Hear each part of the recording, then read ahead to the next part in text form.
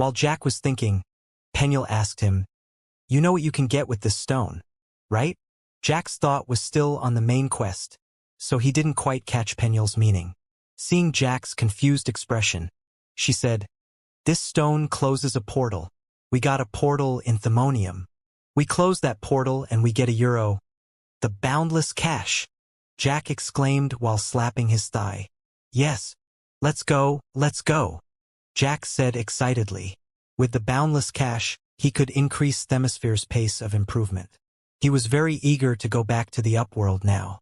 "Go where?" Jack heard Yvok's voice. The old satyr had returned. "Oh, nothing. I'm just getting a little homesick," Jack said. "Then we shouldn't make you wait longer. Our people are ready to move. I'm here to say goodbye," Yvok said. He then gave Jack a deep bow. "Thank you very much, Mr. Stormwind. Although we can't get Luna back, we gain the means that allow the two little nightmares to grow. That is the most important thing. For that, you have our utmost gratitude." "I truly don't deserve it," Jack said. He still felt bad about failing to save Luna. "I want to reward you, but I'm unsure what is the proper thing to give you," Yvok said.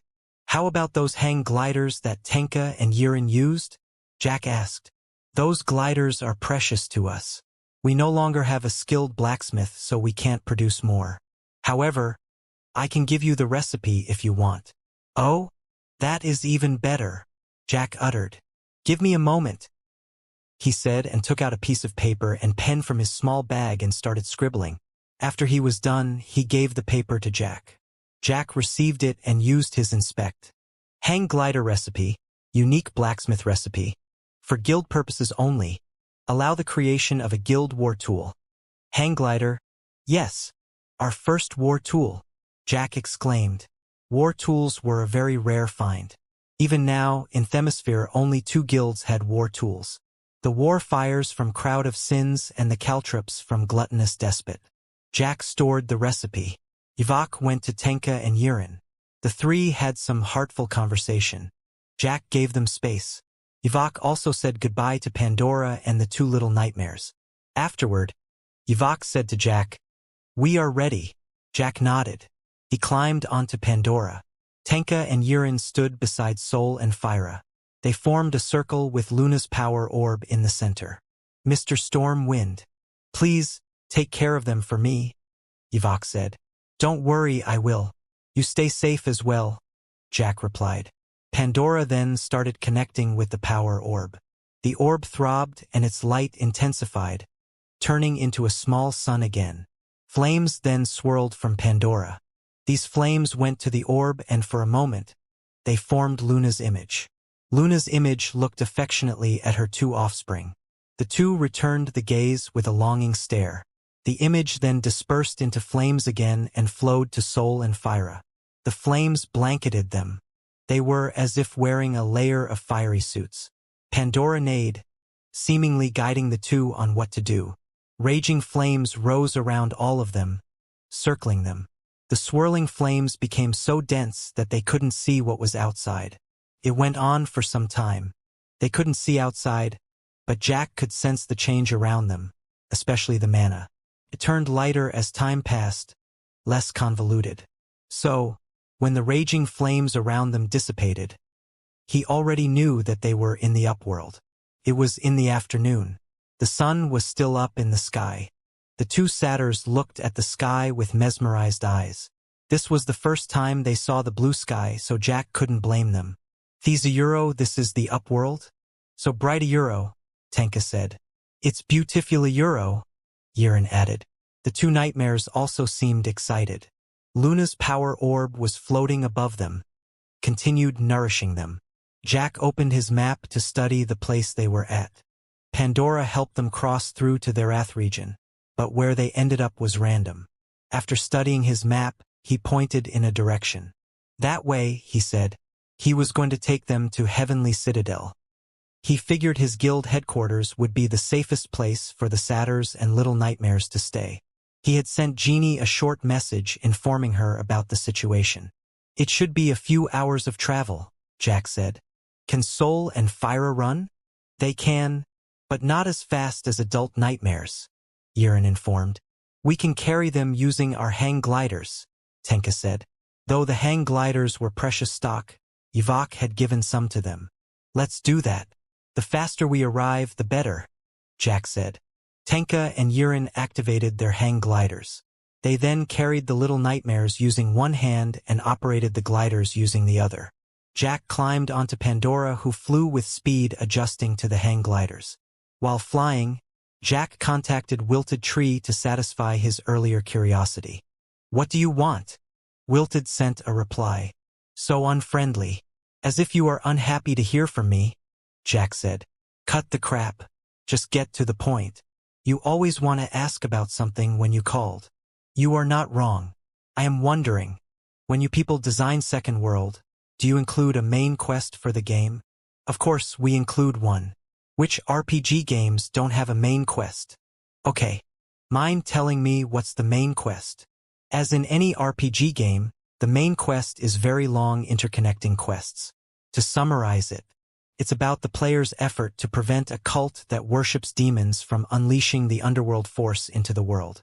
Failure to do so will result in the 7 main countries being overrun by the underworld force, destroying everything in the process. What happens if that failure happens? Jack asked. The game ends and everything is reset. Every player will then have to start from the beginning again. Jack had heard a few times the natives mention the demonic cult. He at first thought that it was one of the cults of the bad gods. But after rethinking, he had engaged Fear's cult a few times, but no main quest ever popped up. So, why do I never hear anyone getting any main quest? Jack asked Wilted. To be honest with you, I also wondered about it. The main quest should have been triggered for everyone a short time after they entered this world. But I am too occupied with stopping Master, so I don't have the time to bother about this main quest anomaly. It is better this way. Otherwise, it will be more complex if we have to deal with Master and the demonic cult at the same time. So, where is this demonic cult you kept mentioning? Jack asked. That's the thing. I never see any sign of them. It was as if they have been erased from this world's existence, Wilted answered. Is it the doing of your mysterious associate again? Like the one who installed the Monarch system without you knowing? I don't know, Wilted answered. What I know is what should have been. This demonic cult should have been everywhere, hidden inside the main cities of every country, creating havoc to try to undo the sealing of underworld portals in the 7 countries. Wait, are you telling me all 7 countries have an underworld portal in each of them? Yes, one of the mid-goals for players is to completely seal these underworld portals. Failure to do so will cause these 7 underworld portals to break open when the main underworld portal is opened by the cult. This will cause the 7 countries to become occupied by the demonic hordes pouring out of the portals in their countries. This prevents them from forming a joint effort in dealing with the main underworld force, hence increasing the failure chance for players to win the game. In the opposite scenario, if players successfully seal all the portals in the 7 countries, this gives the 7 countries a better chance of fighting the underworld's main force. If the underworld force is beaten back, the game proceeds to the final stage, where the 7 countries unite and invade the underworld. Players will take charge in this invasion, getting access to the underworld in the process. This underworld can be considered as post-game content, giving players a new territory to play in. Jack absorbed the information. Now that did sound like a main quest of a game. Why was it removed from the game? But this was fine as well. It would be a pity if this was a real game. But in the real world, this meant it was one less thing to worry about. Without the demonic cult, no one would disturb the process of portal sealing. Even if he left them alone, they would be sealed eventually. Why do you ask this, anyway? Wilted asked. Oh, I'm just wondering, since I've just gotten a portal closing stone that mentioned the main quest. Jack answered. Portal sealing stone? How the hell do you get that? Wilted asked. That stone can only be gotten from the underworld. It is supposed to happen within one of the mid-quests where players were sent to the underworld for a short period. Well, it's not strange then, because I did get it from the underworld, Jack answered. The underworld Euro? How the heck do you travel to the underworld? Using my steed. Your Steed the Nightmare. That steed is supposed to only be attainable when players gained access to the underworld after their victory in driving the underworld force back. That steed allows players to travel between two worlds without the hassle of going back to the main portal. I am honestly very surprised when I first saw you ride that nightmare. In case you were wondering, I got the nightmare from the Valley of Tempest, which you said was supposed to be one of your partner's secret sites, Jack informed. But then he remembered he found the nightmare after accessing a secret room that was not supposed to be found. He guessed no one was supposed to get the nightmare that was stashed there. Well, whatever. Are you done? I already have enough headaches dealing with Master here without having to think about the anomalies surrounding you. Master is proving to be a more efficient ruler compared to the previous rebel prince. You have heard of him becoming the ruler of Liguridium, haven't you? I have, Jack replied. Genie had sent him a message concerning the news once their guild members learned of it. He said to Wilted, I wish you luck. I need more than luck, Wilted replied and ended the message. Jack thought about what he had learned. It just added more questions than answers. He already had enough unresolved matters without adding another one. But he didn't let them bother him too much. He would just deal with them as they came. He didn't let something that he couldn't do anything about distress his mind. He spent the rest of their traveling time training mana manipulation.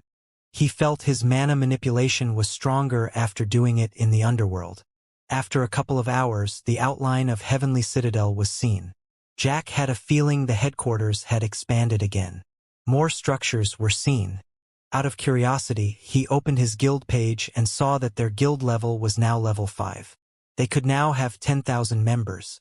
Many of those open vacancies had been filled up.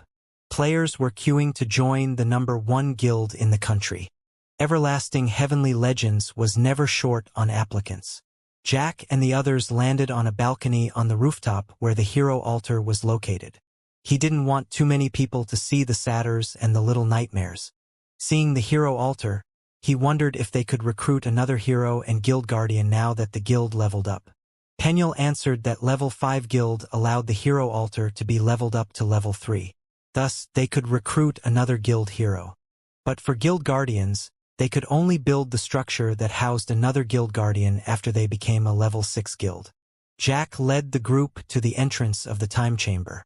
Only core members were allowed access to the time chamber, so the existence of the two little nightmares won't be exposed to too many people. Additionally, this time chamber lets Soul and Fyra experience 10 times the time outside. Peniel ensured Jack that although the time chamber didn't affect the player's age system, real-life aging was still affected by the chamber. This meant that the little nightmares would grow at a pace 10 times than they would have normally outside. The time chamber also had dense mana due to the installed mana-gathering stone. This dense mana gave any native a good growing environment. Pandora followed them. She didn't allow herself to get unsummoned until she was sure her sister's 2 offspring were properly settled. Genie was already waiting for them at the time chamber's entrance. Jack introduced her to everyone. She was especially fond of Soul and Fyra. She thought they were very cute. I cleared everyone out of the chamber, Genie said. I don't want the little ones to get spooked if there are too many people when they enter. Thank you, Jack said. Everyone then entered the time chamber. Once they were inside, Jack and Genie heard a system notification. Detects an upgrade item. Do you wish the chamber to fuse with the item?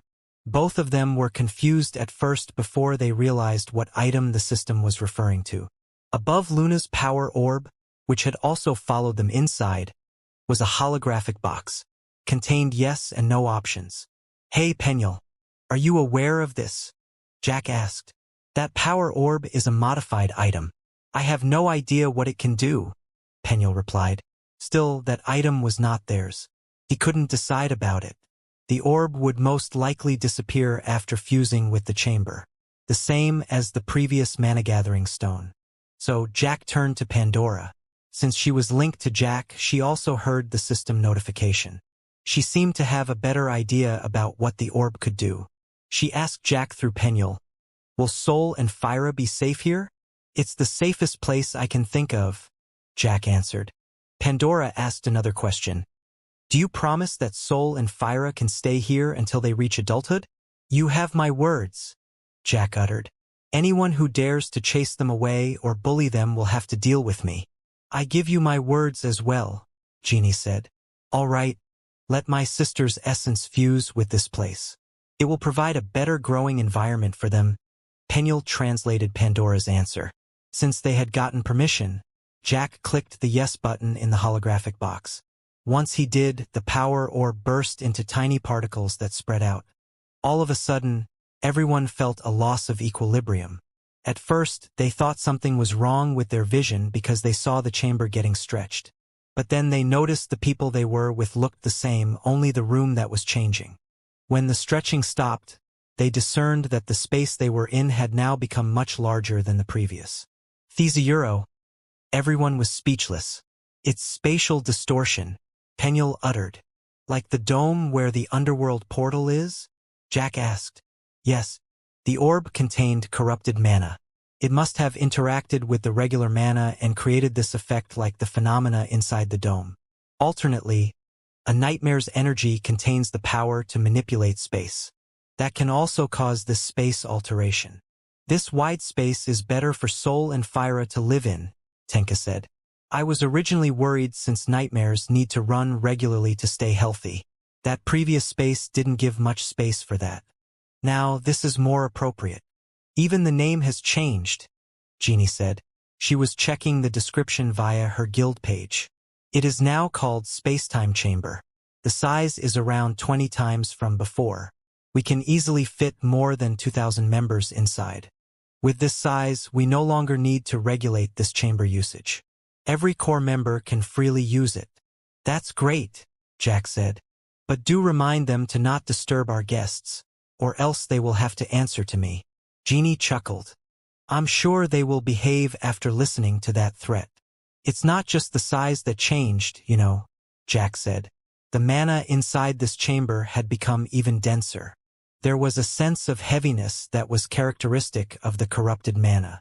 Ones who trained mana manipulation here would have better progress than training elsewhere.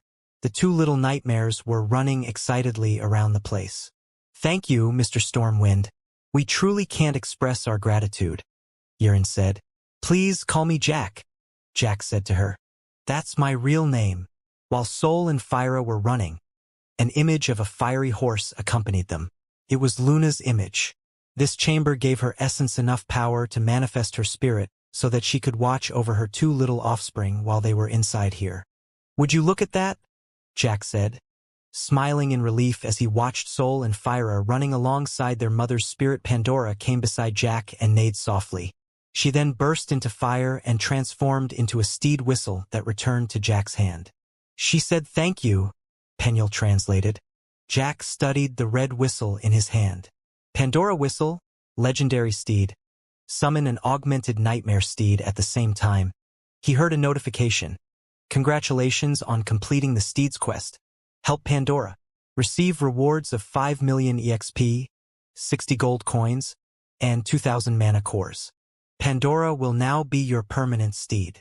Yes, Jack exclaimed within. At first, he thought he failed this quest because he was unable to save Luna. If so, then he had to look for a new steed after 1 month. The EXP points from this quest completion combined with the demons killed by his minions around Ragshu's manor had increased his Brave Swordsmaster and Beast Monarch by 1 level. His Brave Swordsmaster was now level 67 and his Beast Monarch was level 66. Jack and Genie spoke a bit longer with Tenka and Yiren.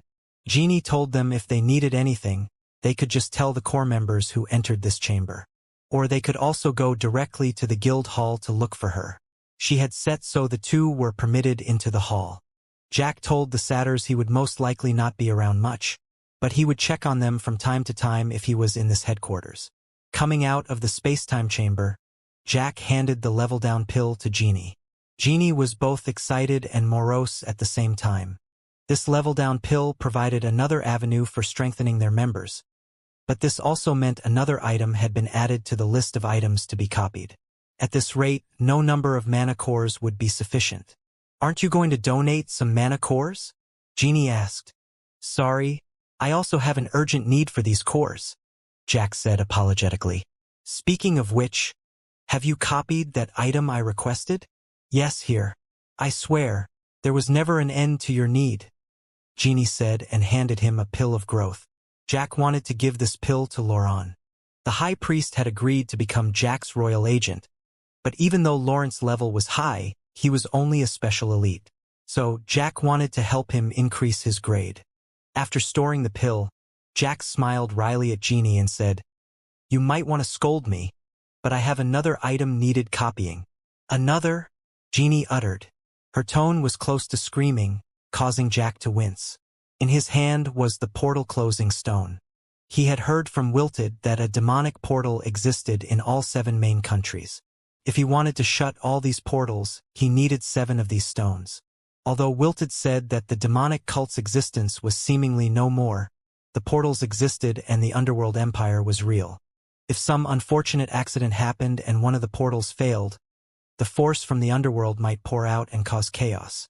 Penuel, upon seeing Jack's request, said, I know I said the Book of Creation can copy everything except for artifact, but there is one more item classification that it cannot copy." "Oh? And what is that?" Jack asked. "Quest items," Penuel answered. Genie had used inspect on the stone in Jack's hand. Upon hearing Penuel's words, she heaved a relieved breath. "Well, it's unfortunate that I can't help you with this stone," she said. "You don't need to sound so gleeful," Jack said to her. Jack said goodbye to Genie, but before he left the headquarters, he visited the guild hall. Tip and Captain Whitebeard were there. Jack greeted the little mouse before handing the hang glider recipe to Tip, who accepted it happily. "How is the dragon turtle doing?" Jack asked. "His name is Gumuru," Tip answered. "Who named him?" Jack asked. The name reminded him of the famous kaiju movies he used to watch when he was a kid. "Who else? The girl band, of course," Tip answered. "If you come earlier this morning, you would have been able to see them in action. They were as if having 2 children now." "So, has the newest child grown up?" "Of course not. It's not even 1 month yet. But considering we've just installed a mana site, Gumuru's improvement should significantly escalate." "Mana site? Do you mean the fire mana site John gained when he captured the dragon turtle?" Jack asked. He had read the report, so he knew what transpired during the mission. "No. That fire mana site is more suitable for Penny," Tip said. As Tip spoke, he operated the command platform and summoned the image of Sky Garden Peak, where Penny resided. Above the entrance to the cave beside the waterfall, Jack saw a glowing red orb. This orb constantly released fire energy. Penny was seen resting in the cave near the entrance, enjoying the fire energy washing over her, as if she was sunbathing. "She had an affinity to the fire element," Tip said, summoning her info. "She is level 65 now. Any elemental mana site is beneficial to a monster's growth. But by using a mana site corresponding to the monster's affinity, the growth rate will be faster. In Penny's case, this fire mana site combined with the girl's care, her rate of improvement should not be lower than expert players." "That's good," Jack said. "But you mentioned before that Gumuru also had a mana site installed?" "That's right. Gumuru's affinity is the ice element.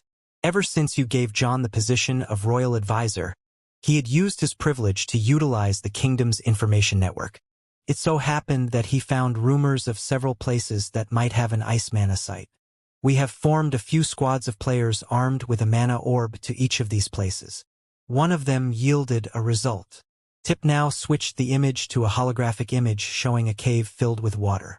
It was the undersea cave, the structure they had built to house an aquatic-type guild guardian. At the center of this cave was a large blue glowing orb, which constantly released ice energy. An unnaturally large turtle shell decked with dorsal ridges lay beside this glowing orb. Jet and his team procured this ice mana site on a snowy mountain in the Republic of Palgrost, Tip informed. The ice mana site they found contained even more concentrated mana compared to the fire mana site John found. Hence this ice orb you see is bigger than the one on Penny's lair. With this ice mana site, Gumuru's development would be even faster than Penny's. I reckon in less than 1 week, Gumuru should reach adulthood. He has better be, Jack said. Gomaru has a lot of levels to catch up. Well, I see you have everything under control. Good job. This place will depend on you now that John rarely comes here, Jack said and gave Tip a pat on the back. When Jack was about to leave, Bowler and the man rushed in. Hey, I hear you brought 2 little nightmares here, Bowler said. Nightmares? There are nightmares here, Captain Whitebeard uttered after hearing it. Yeah, they settled inside the time chamber. Don't go Euro. Jack wanted to say don't go disturb the nightmares unnecessarily, but the 2 clowns had rushed away once they heard the location. Wait for me. Captain Whitebeard also rushed out following them. Jack didn't chase after them. He had many matters to attend to. He had no choice but to send his warning via messages. He told the 2 if they made their guests uncomfortable, he was going to whip their asses. From Heavenly Citadel, Jack teleported to Themonium. He visited Diana and informed him about his purpose. Diana was visibly ecstatic. If the demonic portal under the city was closed, she could divert lots of manpower elsewhere. Jack and Diana went directly to the underground ruin under Malva's private warehouse. When Severus saw Jack again, he was surprised but not as unpleasant as the first time they met. Your Majesty, what brings you here? Severus asked. Good Severus. I'm here to finally relieve you from this never-ending task, Jack announced. Haha. Your Majesty truly likes to joke. No, seriously. I'm here to take back the boundless cash for the kingdom. Severus gave Jack an exasperated expression. Your Majesty, you do know that we only have 1 artifact powering the rune diagram now, right? If you take the boundless cash, we won't be able to. Euro. Severus stopped when Jack showed him the portal-closing stone. His eyes were wide. Euro, how do you come to the possession of this stone? Our faction's archive said that this stone can only be produced in the underworld. Hehe. I got it from the underworld, of course, Jack answered with a grin. Euro, you get it from the underworld Euro? Severus couldn't tell if Jack was joking. There is no time to waste. Severus, open the dome. It's time we shut this portal for good, Jack exclaimed. Although Severus found it hard to believe, he couldn't deny the stone in Jack's hand was authentic. We still need to prepare in case there are strong demons behind the dome, Severus said. Diana was ready. Behind her was a platoon of elite soldiers with Dimitri leading. Jack also summoned all his royal agents, Arlcard, Thuras, and his spirit weapon. Severus informed the mages around the dome to be ready for combat. This time, they won't only open a small gap in the dome. They would open the entire dome, so there was no need to limit the combatant. Under Diana's instruction, the platoon encircled the dome with a battle-ready pose. Is everyone ready? Severus asked. Tear the dome down, Jack ordered. Severus did as Jack instructed. He and the other mages then retreated to behind the soldiers, ready to cast their spells. The dome, after losing its power supply, started dissolving. It started from the top and slowly diffused downward. When the dome was completely gone, the soldiers were confused since they saw no enemy. They had the same reaction as Jonathan when he last entered the dome. They didn't have mana sense, so they weren't aware of the hundreds of demons staying inert and being invisible. Stay alert, Dimitri warned. He was with Jack when they first entered the dome, so he was aware. I'll land the first strike, Jack exclaimed and used the judgment of past kings. The second Thenodeep's great flood hit. The demons around the portal turned visible. The soldiers were surprised by the reveal. Their surprise lasted only an instant. Those with ranged abilities sent their attacks at once. Severus and the mages also cast their spells, adding the damage output. As everyone attacked, a roar was heard and a winged demon jumped out from the horde. It had a long neck and a serpent head. It was a level 60 mythical grade demon. Arlcard had sensed this mythical grade existence. Once the demon jumped out, Arlcard turned into a shadow. The shadow slammed into the demon mid-flight. An enormous Dark Lord's sword then materialized from above. It impaled the serpent head demon and nailed it to the ground. Duke Alfredo then cast Pyramid Prison and locked the serpent head demon in place. Arlcard and Thuras joined forces and entered the prison. They bullied the trapped mythical demon while the others wiped out the demons outside with incredible efficiency. Jack rushed forward after the judgment of past kings ended. There were still some demons left, but he didn't wait until all the demons were wiped out. There could be another archdemon waiting behind the portal. He didn't want to risk it claiming the corrupted mana freed from the slain demons. His royal agents followed him and helped him open the way. Diana, upon seeing Jack rushing forward, also ordered the platoon to press forward. After Jack was around 5 meters from the portal, the stone in his hand finally reacted. An interface appeared saying it detected a demonic portal. It asked whether Jack wanted to use the stone to close the portal. Jack agreed without hesitation. The stone shone a bright red before bursting apart into countless red stars. These red stars then rushed into the portal. A soft red glow enveloped the portal. With each star entering the portal, this red glow intensified and slowly shrunk the portal. When all the red stars were gone, the portal was pressed to the extent that it was only a narrow slit in the air. Jack felt a powerful throb from the portal before it completely vanished. He then sensed it no more. The demonic portal was finally gone. Jack heard a system notification then. Congratulations to have closed the demonic portal in Themisphere. Receive rewards of 6 million EXP, 100 gold coins, 3,000 mana cores, and 250,000 merit points. Wow! Even though I don't have a quest for closing this portal, I still got rewards from the system, Jack remarked. Penuel also had no idea about this. Jack surmised that maybe the closing of this portal was supposed to be part of the main quest. Even when he didn't go through the proper channel, the system still granted him the rewards. The EXP point leveled up his time sage to level 67. The number of gold coins and mana cores generated was also generous, but what excited him the most was the merit points. It was more than double what he got from perfectly solving an affair. These merit points pushed his sovereign level to level 6, acquiring 10 ruling power. He could now send Laurent an invitation to be his royal agent. They finished the few remaining demons. The mythical serpent head demon dropped a few things. Jack didn't use his runestone of luck when Arlcard finished the demon because he was still absorbed by the notification at the time.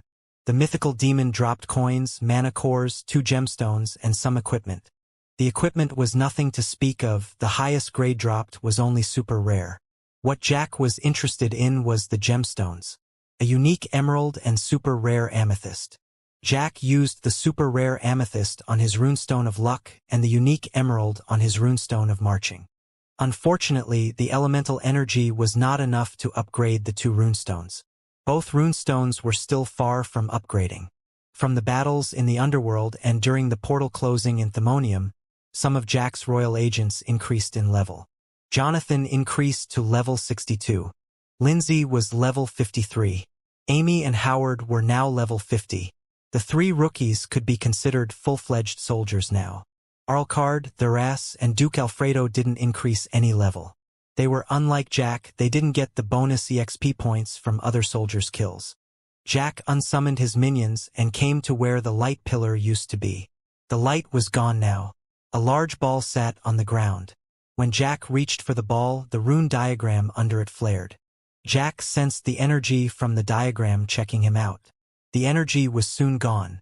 Jack picked up the ball without a problem. Boundless Cash, legendary artifact, reduces the upkeep cost of the country's buildings and units by 20%, generates 100,000 gold coins, 20,000 mana, and 5 ruling points every week. Restriction. Only effective if owned by a country's ruler. After storing the artifact in his inventory, Jack thanked Diana, Severus, and all the soldiers and mages who had helped. He gave a short speech emphasizing how important the deed they had done today was. They had closed a potential disaster in their kingdom and everyone deserved rewards. He took out 300 gold coins from his inventory and gave them to Diana and Severus, asking them to share the coins with the soldiers and mages. Since the monarch system couldn't let him give coins to the lower-level soldiers, he had to do this manually. The drawback was he had to use his private coins. Severus was unwilling at first because he was a member of a different faction.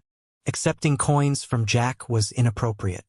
But after some persuasion, with Jack reminding Severus that Jack was also an Order of Magi member, Severus finally accepted. Jack asked Severus if he was interested in joining the Themisphere Kingdom faction since his task was over. Severus politely turned down the offer. He said that he wanted to focus on studying magic in the Order of Magi. He was not interested in power struggles in any form. Jack left Diana to settle the remaining matters. He used the zone portal to teleport to Therath. The sun started to set when he came out of Therath's portal. He visited Amy's bakery and restaurant first to pick up his profit, replenishing the coins he had used to award the soldiers and mages earlier. He had a short chat with Ellie, Bill, and Samantha. Samantha again asked about Amy. Jack told her not to worry. He informed her of Amy's improvement. Jack could see the pride in Samantha's eyes. Jack felt the same too. He returned to the palace afterward. Duke Alfredo had returned earlier when Jack unsummoned him. Jack asked him to bring Laurent to the throne room. Laurent had been staying at the palace. Robinson, who came back with Laurent, had joined the army as he promised Jack. He had been assigned under Armstrong. Armstrong was pleased for getting a new high-level combatant. Jack saw Laurent, Alfredo, and Duchess Isabel when he entered the throne room. John was unsurprisingly there as well. He was level 61. "I thought you were going to stay at level 59 because of being too busy playing with this monarch system," Jack said and sat on the throne. The screens that were in front of John were automatically shifted to Jack's front. John rolled his eyes at Jack for this interruption. "Remember to use the mass pay," John said to him. "That's why I come back here," Jack said. "I got something else that you should see." Jack took out the boundless cash. John sensed the item's unusual aura. After using his inspect, he blurted, "Good Lord, where do you find this thing? This is originally our country's national treasure. Rather than find, it's more appropriate to say I bring it home. It's great to finally see this national treasure returns to us," Isabel said. An interface appeared when Jack took out the artifact. The interface informed Jack that the first generated resources were ready for retrieval. A button for retrieval was there if Jack wished to do so. Jack clicked the button and studied the country overview screen. The kingdom coffer had dropped to almost 1.5 million gold coins since John continued to use the coins for constructing buildings around the country. The number on the screen increased by 100,000 after Jack clicked the Boundless Cache's retrieval button. The kingdom mana also increased. Jack himself received 5 ruling powers. His ruling power was now at 90 points. The total coin expense and total mana expense have been reduced. John pointed at the numbers on the screen. This meant our monthly income had increased by 20%. "Good. This meant we can spend more on building our force," Jack remarked. "I've assigned towns to focus on building structures that supported the economy. This is better rather than just focusing on military effort," John said. "I trust your judgment. Do as you see fit," Jack said. "As you should," John replied, which earned him Jack's annoyed glare. "Go to the city overview. There should be a new building that is previously unavailable," Peniel said. "Wait, let me finish the mass pay command first," Jack said. He was already in the middle of the process. He chose the 300 gold coins option. 170,100 gold coins were transferred to the kingdom's officials, increasing their loyalty. Jack didn't forget to equip the title Rightful Themisphere King to boost loyalty increase. If he wished to do this mass pay every week, the weekly coin income from the boundless cash wasn't enough to cover it. But he figured this was not something that continue forever. Once the officer's loyalties increased above 80 points, he supposed that should be safe enough.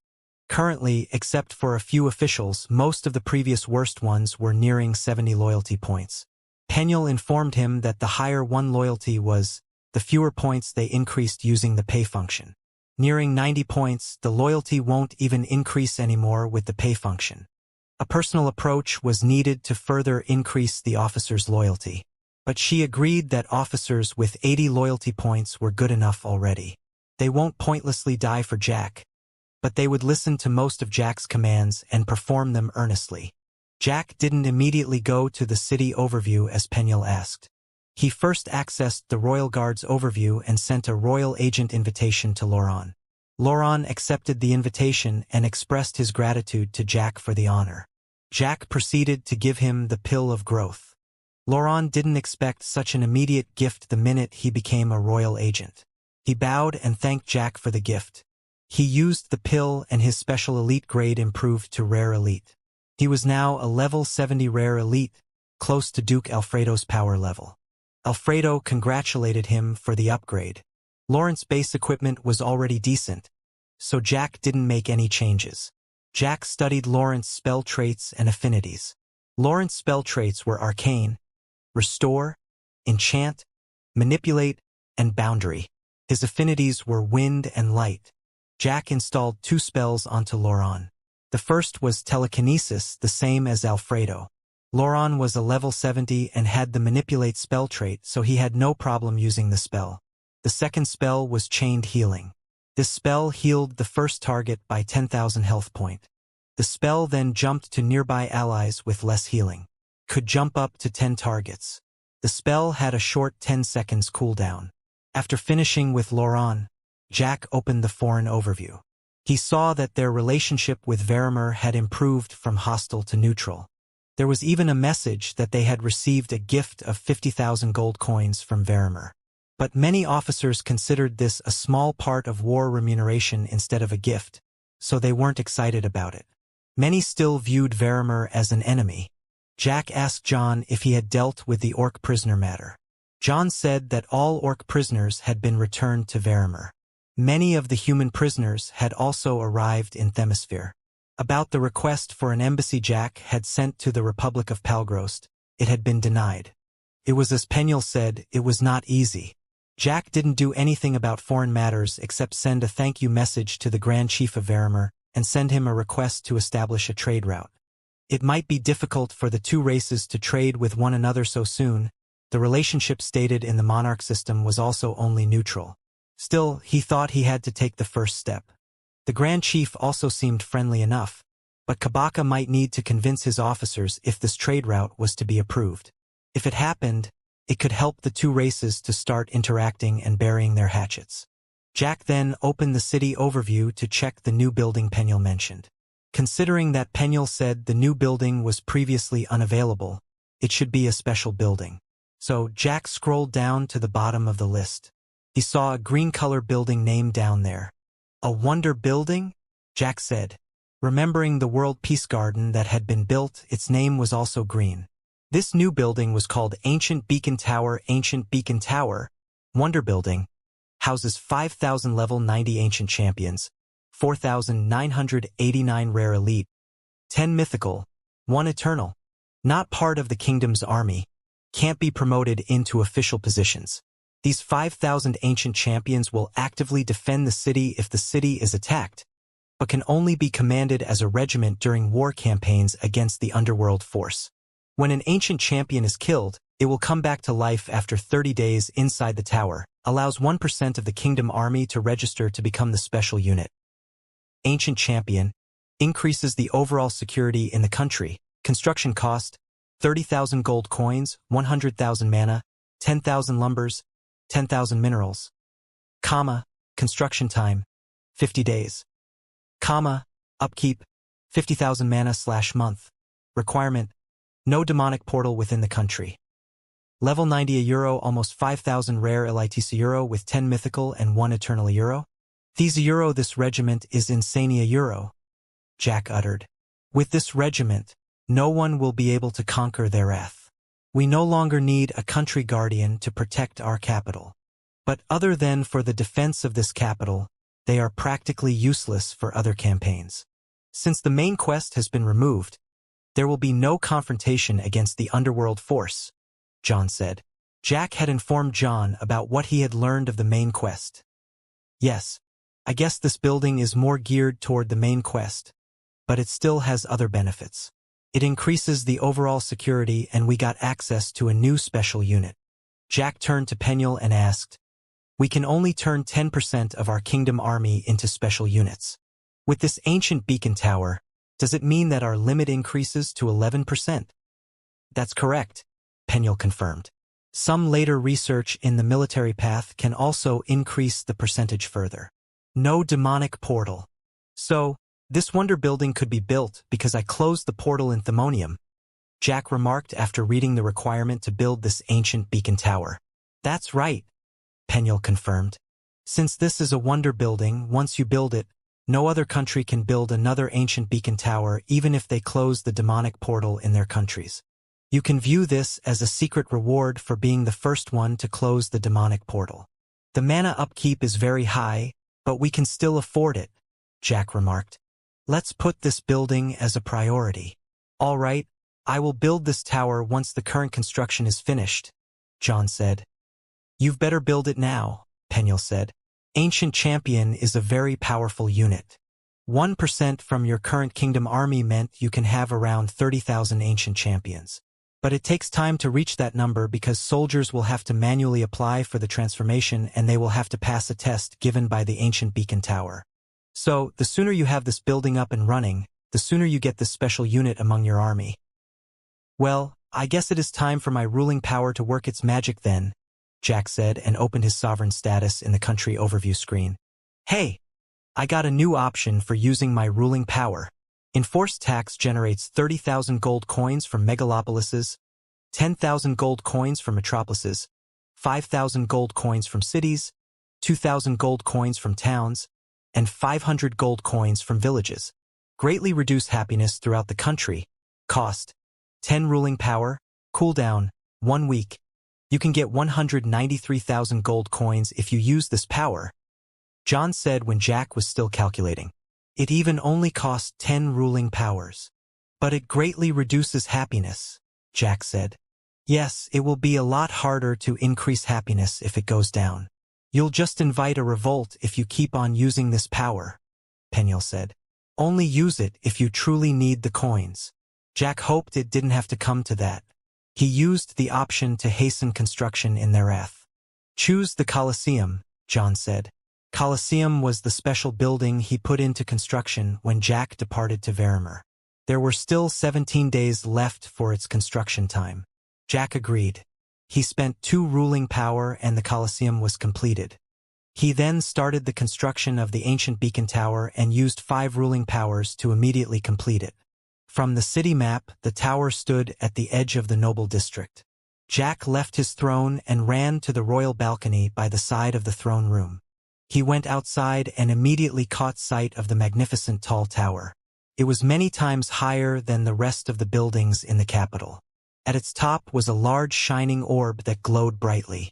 Since it was evening, the glow was very eye-catching. It was like a beacon of hope, encouraging those who saw its light. Jack continued standing there on the balcony and admired the view of the ancient beacon tower. The others stayed there with him. By the way, since you are back, I need to inform you that we have a guest, John said after a while. Just collect them into the monthly visit. I will meet them then, Jack said. This one is a bit special. He insists on staying here and demands to be notified the minute you are back. So pushy. Who is this guest? Jack asked. The guest is a representative from Hydron Dominion, Isabel said. He might have gotten the news by now that your majesty is back in the palace. I'm sure he will demand an audience tomorrow morning. Do you know what he wants? Jack asked. He didn't get any reply from Hydron, whether from the gift or the message he sent.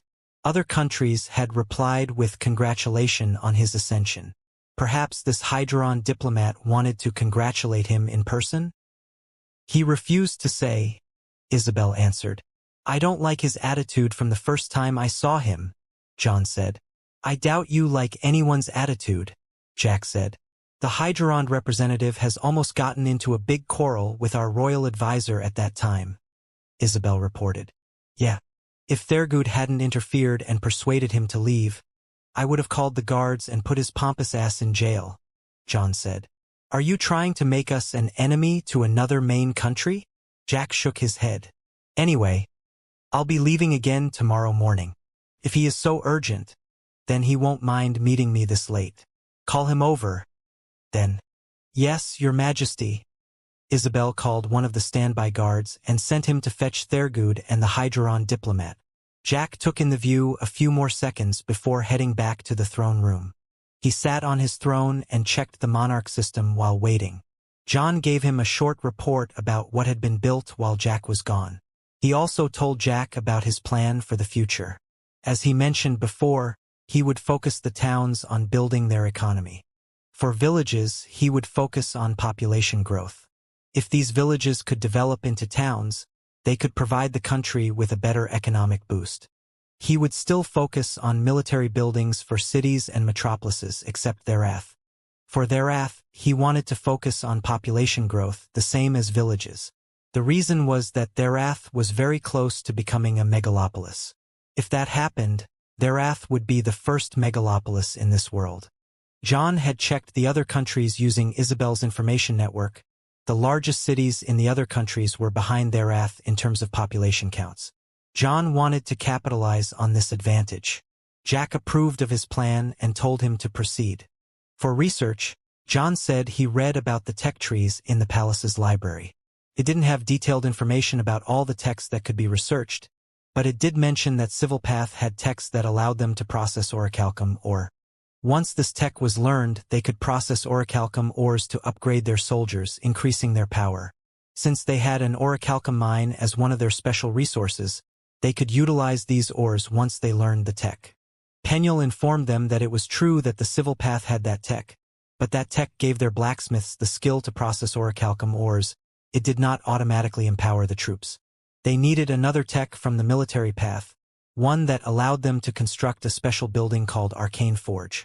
Once this Arcane Forge was built, the country could spend a certain number of ores to create an enchantment that provided a small buff to all troops. Penuel also added that there were 3 levels to the Arcane Forge's enchantment. Even if they had enough orichalcum ores, they couldn't use them because orichalcum ores were used for the 3rd level of the enchantment. They had to first complete the 1st and 2nd levels. They had 2 choices for each level. The 1st level used super rare grade ores, either titanium or mithril. The 2nd level used unique grade ores, adamantine or magicite. The ultimate level was using legendary grade ores, astral or orichalcum. How many adamantine ores are needed for the Arcane Forge? Jack asked Penuel. Don't forget you also have to learn adamantine forging from the Civil Path first, Penuel reminded. To answer your question, it is 300 adamantine ores. Oh, Hayuro, well, I guess someone is watching over me. Jack grinned and took out one of the adamantine ores in his inventory. I already have 300 of this. That's good, but unique grade ores are not a problem. Another of Theratha's specialty resources is magicite ores. So we have plenty of that, John reminded. Oh, right, a euro, Jack remembered then. What you still need are titanium or mithril ores for the 1st level, Penuel said. You need 1,000 for either one of them. You can't mix them up to reach the quantity. I will talk with 4 Winds about mithril ore. He recently gained access to a mithril mine, Jack said. Of course, he will most certainly demand something for a trade, but we will negotiate with him once we get the techs and start building the Arcane Forge. In that case, we need to focus on a path that gives us those techs, John said. Penuel, please elaborate on which techs we need to learn to get to the required techs. Penuel described the paths to them. Jack didn't see John writing anything down. He guessed the guy could map the paths in his mind simply by hearing the explanation one time. Based on Penuel's information, if they chose the right techs, they only needed to learn 2 more techs in the Civil Path to start learning mithril forging. From there, they could learn adamantine or magicite forging, then orichalcum forging in sequence. For the Arcane Forge, they needed to learn 3 more techs in the military path to get to that tech. John looked at Jack after getting the information. How about using your ruling power to hasten the research? He asked. Jack checked his ruling power. He had 83 ruling powers at the moment. He needed 80 ruling powers for call to arms and mass drill. But by the time he could use those 2 powers again, he should also gain additional 60 ruling powers from his level 6 sovereign. Thinking that he could spare some ruling powers, he opened the research overview. For the 3 techs they were researching, University had 9 more days left, Explosives had 5 days left, and Collective Ardor had 17 days left. They only needed to hasten the research of university and explosives if they wanted to get to the texts they were discussing earlier. But since Jack was feeling generous, he hastened all 3 texts, spending 4 ruling powers. He then chose the texts from the civil and military paths that Penuel had mapped before. For the mystic path, there was no special need, so he chose Healing Diagram, the tech that John was previously fussy about. Since the collective ardor was learned, Jack could now cast it as Kingdom Enchantment. Jack went back to Country Overview. There was a new option to cast an enchantment there. Jack clicked it and a list of available enchantments was shown. There was only one on the list. Collective Ardor, Country Enchantment, boost productivity by 10%. Cost 100,000 mana. Upkeep 10,000 mana/month. Only 10%, Jack muttered. It is the first available enchantment. Of course, it is not powerful, John said. But even with only 10%, it meant we reduce construction time and research time by 10%. I said it's worth it. Jack looked at the kingdom mana. There were still over 1 million mana available. The monthly income was over 200,000 mana after the boundless cash reduced many of the buildings and units' upkeep. Even deducting the 50,000 mana upkeep from the ancient beacon tower, they still had plenty to spare. Thus, Jack proceeded with the casting. There was no special effect. This collective ardor simply popped up in the enchantment list, right under Serenity's blessing. Jack wondered if any visual change happened outside when he cast the spell. Finished with the casting, he went back to the research overview. He saw the days needed to research the texts he chose earlier had indeed been reduced. He proceeded to spend more ruling powers. In a blink of an eye, the country completely learned the 2 texts from the civil path and the 3 texts from the military path. He also hastened the research of the healing diagram that John craved. He spent 21 ruling powers for all that, causing his ruling power to drop to 58 points. The civil path was now learning the mithril forging. The military path was researching the arcane forge. As for the mystic path, Jack chose Mana Spring. He let the research proceed normally without spending more ruling power. Even if he learned them now, he did not yet have the required mithril ores. He needed to negotiate with 4 Winds first. While they continued to talk about the paths of research, Thurgood finally entered the throne room. A draconian in opulent attire walked beside him. Thurgood stopped before Jack's throne and bowed. "Your Majesty," he uttered. The draconian stood beside Thurgood and stared directly at Jack with his chin lifted high. The gesture made Jack frown. Jack didn't need anybody to bow before him, especially the subjects of another country, but at least gave some respect, like a nod or something. "I warned you about his attitude, didn't I?" Jack received John's message. Jack took a deep breath. If he was not a king, he would have thrown this draconian out himself. But he was one now, so he had to learn to be diplomatic. "Marquis Guzrim," Jack greeted. He had used Inspect to find out the draconian's name and rank. Hydron Dominion's noble rank was similar to Themisphere's. Aside from that, his Inspect also informed him that Guzrim was a level 70 special elite. "It is our honor to have you in our hall." "It is indeed," Guzrim said. He didn't drop his chin while speaking, as if trying to make sure that Jack noticed that he didn't consider himself beneath Jack. Jack calmed himself and said, "You must forgive me for making you wait. I would have prepared a banquet if I know a Hydron's dignitary is visiting. I doubt your banquet will impress me. I am indeed displeased with the wait, but now that you are here, we can discuss compensation later." "Motherfucker Euro," Jack cursed within. "Are you here trying to pick a fight?" John was secretly snickering beside him. Jack tried to rouse his patience as best as possible, but he was not sure how long he could stand this overbearing draconian. So he tried to cut to the chase. "To what do we owe the pleasure of your visit? It's good for you to ask. My time is precious, so I don't wish to waste it unnecessarily. These few days of waiting have been a huge waste of my invaluable time. I am here in the name of our Queen Mother, Farinshire. I wish to remind Themisphere of their duty to pay semi-annual tribute." "Tributia Euro?" Jack's frown became deeper. Jack turned to Isabel beside him, who approached and whispered, "In the past, when Hydron was the leader of the 7 main countries, There was a custom for every country to pay tribute once every half a year.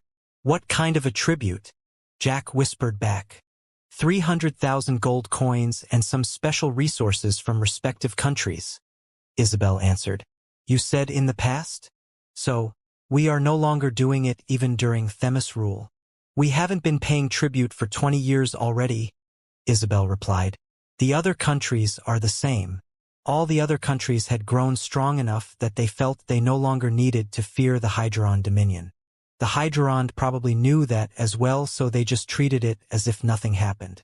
Probably they knew that if they tried to enforce the tributes, they would be the ones who got embarrassed. Then why are they demanding this from us now? Isabel was silent. It's because they think us weak after you take over the throne. John sent Jack a message. He was right next to Jack, so he heard their whisper.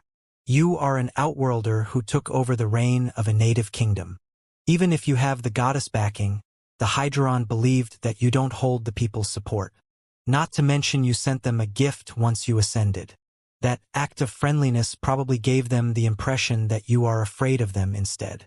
Maybe they believe under these circumstances, they can intimidate you into obeying their demands and becoming their vassal state. Jack's face went dark for a second, but his expression returned to normal soon. He gave Guzrim a warm smile and asked, Marquis Guzrim, Themisphere has not paid any tribute for a long time already. It is a thing of the past. We are both countries of equal dignity. There shouldn't be tributes given by any one of us. Equal dignity? Ha ha ha. Guzrim laughed condescendingly. You outworlders are truly ignorant. Do you think you know our world? You are just guests. Your kind is unruly creatures who only care about profits. Not to mention you are such a young outworlder. Even with Goddess Serenity's blessing, I am surprised the human natives allow this farce to proceed. I guess they are just the same spineless race as their ancestors. Alfredo, Isabel, Laurent, and Thurgood fidgeted. They were offended by Guzrim's words, but they didn't speak out of turn. They kept silent and waited for Jack's response. When Jack didn't give any, Guzrim continued, Despite your unworthiness, our great Queen Mother is willing to be your benefactor. With Hydron's protection, you won't worry about rebellion or another invasion. Surely you have lost many troops in the recent invasion war. We are willing to garrison a few legions of our mighty warriors to help protect your territory. With our presence, it will drive all resistance, whether from the inside or outside, away from your rule. All you have to do is submit to our Queen Mother and pay your tributes. Guzrim paused for a bit before adding, It's a fair price to pay to guarantee the continuation of your rule. Isn't it? Don't waste my time by saying that you need time to think about this offer. More importantly, do not waste our great Queen Mother's generosity. You won't get this offer a second time. Jack was still smiling throughout Guzrim's speech. John was strangely also smiling with him. The four human natives were confused by these two's expressions. Guzrim, on the other hand, thought the Outworlders' smiles were an indication that they understood how beneficial this offer was to them. He was glad. It saved him time from trying to make these lowly creatures see the wisdom of his offer. Thank you for your very generous offer, Great Marquis. Jack finally spoke. He stood up from his throne. The wide smile on his face never faded. He came down from his throne and walked toward Guzrim while saying, I've long heard of the mighty Hydron dominion. No one dares to oppose you in the past. Your past mighty army was the stuff of legend. People of the old crumbled to their knees whenever they heard of your country's name. Even being a vassal state of Hydron was an honor for those past countries. Guzrim was slightly conflicted. Jack's tone and expressions showed he was praising Hydron. But why did this young king use so many past words in his speech? This offer you bring is indeed very generous. I was sincerely touched by it, Jack said and offered a handshake. Despite being an outworlder, I'm very glad that you are wise enough. Guzrim shook Jack's hand. With a friendly gesture, Jack put his other hand on Gizrim's shoulder. Guzrim didn't like this lowly human touching him without permission, but he let it slide since Jack was not a fool who rejected his generous offer. Butayuro, as I said, it's a thing of the past, Jack said, still smiling. Gizram felt pressure from Jack's hand on his shoulder. What a euro? Gizram was confused. You see, Honorable Marquis, you are right about one thing. We Outworlders are indeed a bit unruly, Jack continued. The pressure he applied on Gizram's shoulder intensified. Gizram's legs were shaking as he tried to resist the pressure. However, even though he had a higher level than Jack, he was also only a special elite. His stats were nowhere near the sum of Jack's 3 special classes. Gizram was extremely puzzled. A draconian race provided extra strength stat compared to the human race. In theory, he should be stronger. He grabbed Jack's hand, which was pressuring his shoulder. But even as he tried his best to tear that hand away, it won't budge. His legs finally buckled and he fell to his knees. You a euro, how dare you a euro? Gizram was furious at the shame of getting forced to his knees. Listen to me, great Marquis, Jack uttered. His face was still wearing that smile, but his tone was anything but friendly. You might think that you can come and show us our place, but you have been blinded by your past glory. Themisphere is no longer a kingdom that bends its knees to any country. It is not during Themis rule. And contrary to what you believe, it also definitely will not be so during my rule. Now, you can go back to your mighty Hydrorond and tell your great queen mother this. If she dares to show such disrespect again to our kingdom, the next messenger he sent won't just end up with a little bruise. Brew a euro, bruisey a euro? When Gizram was still bewildered by Jack's words, Jack let go of the hand that was shaking Gizram's hand. With lightning speed, that hand went to Gizram's throat. The sudden choke caused the Draconian to be unable to speak. Jack then lifted Gizram high before slamming him down with wrestling-style chokeslam. Jack used mana manipulation on the slam. It was so hard that it cracked the floor. A damage number appeared above Gizram. Gizram was coughing on the floor as he shouted, "You will regret this, you foolish Outworlder." Jack didn't bother talking with the Draconian anymore. He gave Gizram a hard kick, which sent Gizram flying toward the exit with another damage number popping up. "Throw that dog out," Jack commanded. The stationary guards around the hall immediately came to where Gizram had landed. He was then forcefully escorted out while still shouting and cursing. Jack sat back to his throne afterward. "Well, I say we can say goodbye to the attempt in allying with Hydrorond," Isabel said. "You don't approve?" Jack asked.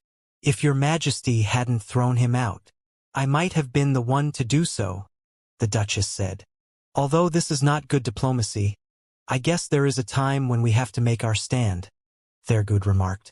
"Still, even if they are no longer the leader of the 7 main countries, they are still a proud race," Alfredo said. "I'm afraid they won't just let this slide." "I won't worry too much about them," John said. The others turned to him. John continued, "We all know Master had taken over Ligurididum. I'm sure he will be making his move soon. When he does, it will be Hydrorond who regrets not making more allies." As he was saying, he operated the monarch system to show the world map. Hydrorond Dominion was the only country that bordered everyone else. They are smacked right in the middle of everybody. In a peaceful period, this position is the most beneficial to have. They are the hub where everyone had to go through with trades and everything else. But during wartime, this position is a nightmare. They have too many fronts to defend. Without securing alliances, they will have to worry about all sides. And because this country is at the center, this will also be Master's main target for expansion. We are right on the opposite side of Ligurididum. Master has to go through Hydrorond before coming at us. Even if we have to worry about them, we still can't let them step on us like that," Jack declared. "We have our pride. I want to ally with other countries to face Master, but that doesn't mean I will sacrifice our dignity." "Well said, Your Majesty," Alfredo praised.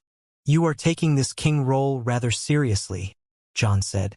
"This is not a role, man. I am king. I have to act like it," Jack said. "Well, a king usually just stays in his castle enjoying stuff. A king stays in his castle ruling, don't you mean?" Thurgood said. "That's just what the stories say. Don't trust that bullshit," John returned. I'm not good with the staying part," Jack said. He then asked the others, "Is there anything else? If not, I will rest and take my leave tomorrow morning. If you want to leave, how about you go to Palgrost? John proposed. It's one of the two countries that are friendly to us. Different from Sangrad, we don't have a secret bad blood with them. They are our first choice for an alliance. You said you want to act like a king, right? Then act like one. Make a state visit to Palgrost and deepen our relationship, just like what you do when you went to VRMMO. Sending gifts as well, but personal visits always leave a better impression. It's your job as a king to build relationships. Not just with your vassals, but with other countries as well. Damn it! I hate it when you act like a proper counselor. Where is the cynical John we all love? John shrugged. This is me being cynical. I know you hate this forced socialization, that's why I ask you to do it. Damn you. Fine. I'll send a message requesting a state visit. Jack operated the Monarch system again and used the foreign overview to send the message to Palgrost. I asked for the time of the visit to be after our monthly meeting, Jack said. I will return then, and if the president of Palgrost agreed to our requested state visit, we will head to Palgrost after our meeting. Don't go somewhere where you are completely uncontactable or where you can't come back when needed, John said. I might need you several days from now. Oh? What is it about? Is there an emergency? I can't be sure yet. If it turns out as I expected, I will call you, John said, and then warned Jack again. Prepare to return at a moment's notice. The hell, man? Then you shouldn't have proposed I make a state visit. What if whatever emergency you have coincides with the time of the state visit? Then you just send a message telling them that we postpone our visit, John said nonchalantly. Jack could only shake his head. You still didn't address His Majesty with his proper title, Thurgood admonished John. John turned to Jack and asked, Do you want me to call you Your Majesty? Jack thought for a bit before answering. Nah, it's going to be truly weird coming from your mouth. John turned back to Thurgood and shrugged. Now it was Thurgood who shook his head. That night, Jack sent a message to Four Winds, expressing his interest to buy the mithril ores from the mines they had captured. Four Winds said they needed those ores as well. He said, if they had collected a good number, he would consider parting with some. The next morning, Jack left. He didn't use the portal, though. Instead, he just left from inside his chamber, the same way he left when he was VRMMO's guest in Jikumaba. He crossed through the plain with Pandora and arrived back to the landscape of black and red that was characteristic of the underworld. You know, this makes me think, Jack said to Penuel. When we are trapped inside Greed's sanctum, can I use Pandora to cross through the plains like this? We don't know how strong the barrier of Greed's sanctum is. But considering that the recall plate managed to bring you out, it's safe to say that Pandora can do it too. Then why didn't you tell me that when we are trapped? Jack scolded. Because crossing plains requires a lot of energy. You were not her permanent rider then. She won't do it for you just because you ask her to. Penuel scolded back. It's not because you forget about it, is it? Jack said, to which Penuel just harumphed and looked away. Jack didn't dwell on the topic. He changed the subject. You said crossing plains required a lot of energy? Does this mean Pandora can't do this constantly? Yeah. She needs 1 day of rest before she can take you back to the upworld, Penuel replied. Pandora made a nod confirming the fairy's word. This is even after she upgraded, Penuel added. Before, she needed 3 days rest in between each crossing. I hope whatever John's emergency is, it isn't happening today, Jack said in his mind. Jack looked around the place. He wondered if Yvok and his people were okay. That old satyr had a connection with Pandora. If they needed help, Yvok would contact Pandora, just like he did in the incident with Luna. Jack asked Penuel, This is the same region as when we came to the underworld the first time, right? Yes, but as I mentioned, Pandora cannot pinpoint the exact spot when she crossed the plains. It is the same region but a different place. Jack opened his map. Around him was mostly gray. Do you know which direction is the spot where we met the Amphipterlit? You want to hunt that monster? Penuel asked. Jack nodded. They are easy to kill for a draconic monster.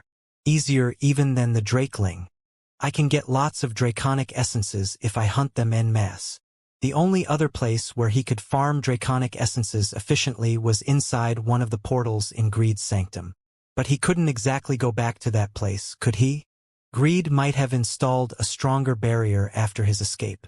Even Pandora might not be able to pierce the barrier now. They do come in packs, but the amphipterlates don't just travel by themselves, you know. There can be other monsters accompanying them, Penuel explained. Are those monsters draconic as well?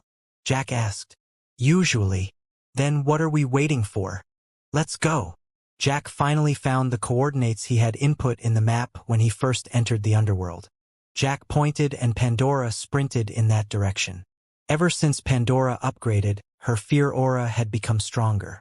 Nearby underworld monsters, which previously resisted her aura, were now running away once she came near.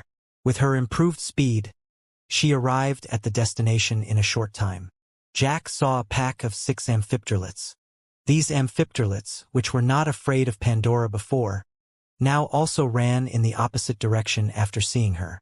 Jack couldn't farm essences if these monsters ran away from him, so he unsummoned Pandora.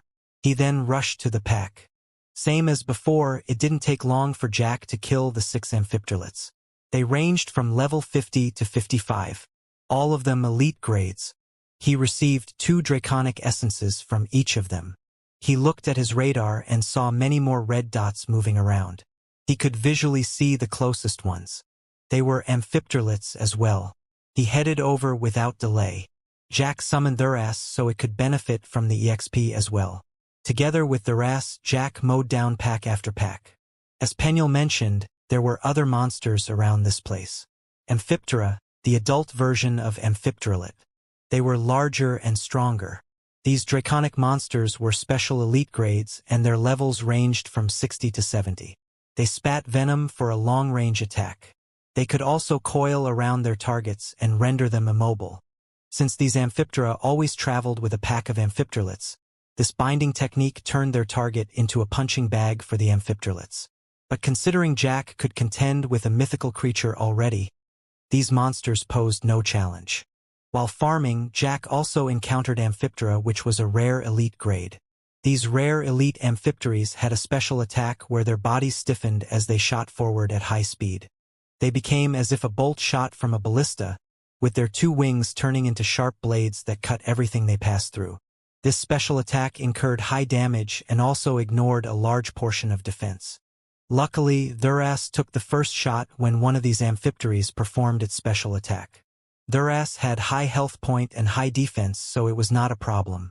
After seeing the attack, Jack paid attention to not getting hit by these special attacks. As long as he didn't get skewered by the special attacks, he defeated this rare elite amphiptera with ease. The special elite amphipteries gave Jack 10 draconic essences, while the rare elite ones gave Jack 30 draconic essences.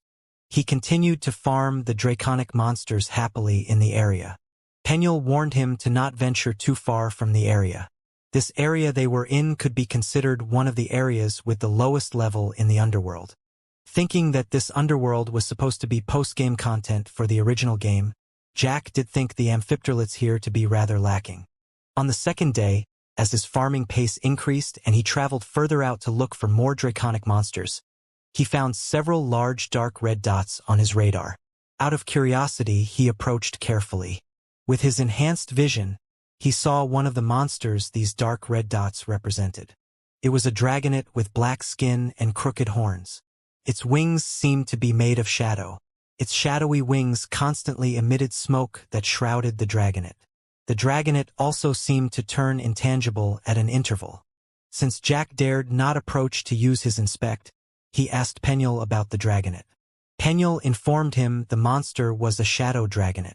The ones in this region were mostly rare elites and around level 80, but there could be some which were mythical grades. Even the level 80 rare elite was probably too strong for him already, so he retreated after satisfying his curiosity.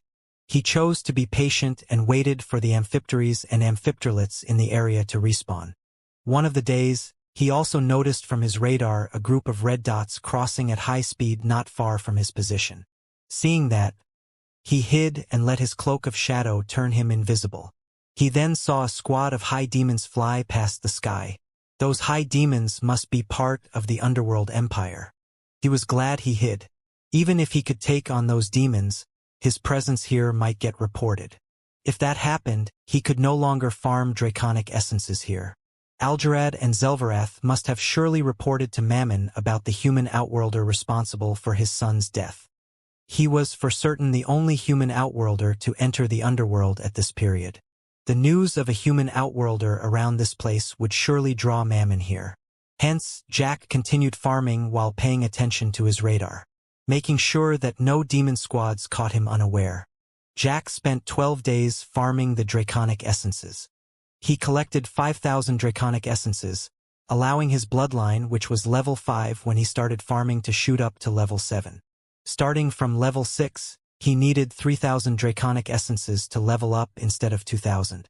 Penuel even told him that once he hit level 8, he would require 5,000 draconic essences to get to level 9. For the last stretch to become level 10, he needed a whooping 12,000 draconic essences. Jack asked why a sudden steep increase for the last level. It was more than double the needed essences from the previous level. Penuel answered that was because the last skill he received after max leveling this legendary bloodline was a special one. The trouble of collecting the draconic essences would be worth it. Jack made a quick calculation. He still needed almost 20,000 draconic essences to get to that max level. He couldn't stay another 48 days here. He got lots of stuff to take care of. At bloodline level 7, the increase he received for his attributes, health point, stamina, and mana was 44%. He also acquired a new skill. Gold Dragon Breath fires a cone of flame that deals 500% light damage each second. Reduces target's defense by 30% for 1 minute. Inflict major damage to equipment's durability. 50% chance to inflict blind and fatigue. Duration 6 seconds. Cooldown 5 minutes. It was not as powerful as his Supreme Dragon Soul Breath, but this Gold Dragon Breath had a wider AoE and lasted longer. It also had a shorter cooldown, allowing him to use it more often. A more important aspect was its ability to deal major damage to equipment. If his opponents were not careful, they could lose their equipment. If the equipment's durability fell to 0, it was destroyed. Could no longer be repaired. Jack's level also increased, but only 1 level to his Brave Swordsmaster. It was now level 68. Although he spent a lot of days grinding monsters, they didn't provide much EXP. A large portion of the monsters he farmed was the amphipterlets. They were all much lower level than him and thus provided a pitiful amount of EXP. The ones that gave decent EXP were the amphipteries, but these monsters didn't come in bulk. Thus, despite his fast pace of killing them, the EXP he reaped was less than if he did normal EXP farming. He didn't fuss about the lack of EXP. His purpose here was to farm draconic essences. The EXP was just a bonus. He didn't call any of his royal agents due to this low EXP gain. He sent Alfredo, Jonathan, and Laurent to do quests together. With the 3 covering each other, they could handle a higher level quest and thus gain more EXP points. Lindsay, Amy, and Howard resumed joining Genie's power leveling teams. As for Thuras, who fought with Jack, it increased by 2 levels to level 65. Thuras fared better not just because it didn't have to feed 3 classes like Jack, but also because Jack continued feeding it high-grade food that added EXP points. Jack had 12 free attribute points from his current and previous level-ups. He spent them all in his endurance stat since it seemed to be the one lacking the most now. Since most of the amphipterlets were low-level, they didn't drop good loots. The mana cores were decent though. He collected 2,000 mana cores in the span of those 10 days. He still had a long way to go before he could use the mana cores to summon an archdemon. Some of the rare elite amphipteries dropped a few good things. He got 2 level-down pills. Since Genie already had a spare, he could use these 2 pills.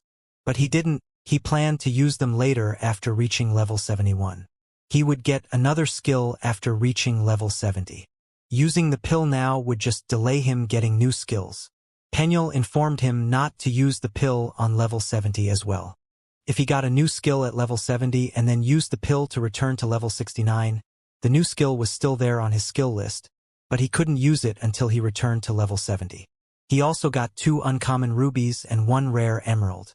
Penuel said the odds of gemstones dropping in the underworld were slightly increased compared to the upworld. So, this was a good place to grind if he was looking for gemstones. He fed the rubies to his runestone of enhancement, and the emerald to his runestone of marching. On the first few days when he started farming, he received reports from Genie about the 5 ongoing affairs. This time, he didn't get perfect results for all. He got perfect results from 2 affairs, which granted him 190,000 merit points and 10 ruling powers. For the remaining 3 affairs, although he didn't get perfect scores, he still gave decent verdicts. This was reflected in the total of 220,000 merit points he received from the 3 affairs. His sovereign level increased to level 7, earning another 10 ruling powers. In the last few days before he left, several new affairs popped up. As before, he sent their details to Genie and let her investigative teams do the work. Jack wondered if Master, who was now also a sovereign, performed as well as he did. Considering Wilted mentioned that the monarch system was not supposed to be in the system, Master shouldn't know about this system. He hoped that was the case. If it was so, then he who had Penuel to guide him had a better advantage. Jack wanted to continue farming, but since he was a king, he had an obligation. Tomorrow was 1 month since he first used the monarch system. He would be able to use the call to arms and mass drill again, and he had to return to his throne to do that. There was also the monthly meeting to discuss issues that he was sure Thurgood had compiled for him.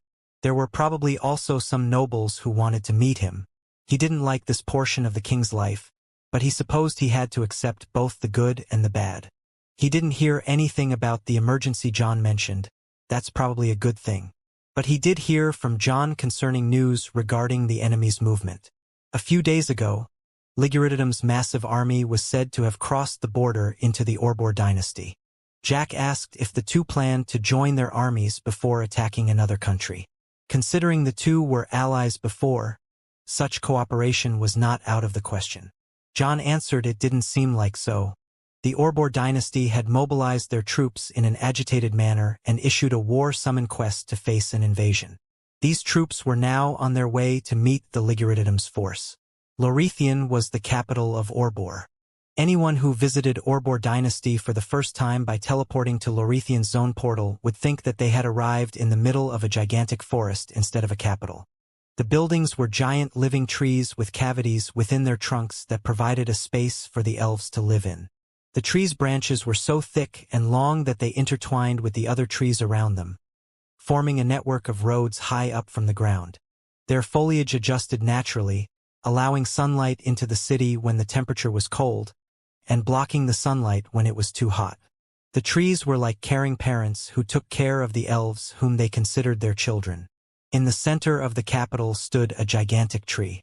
The Outworlders who saw it were probably reminded of the legendary Yggdrasil from Norse mythology.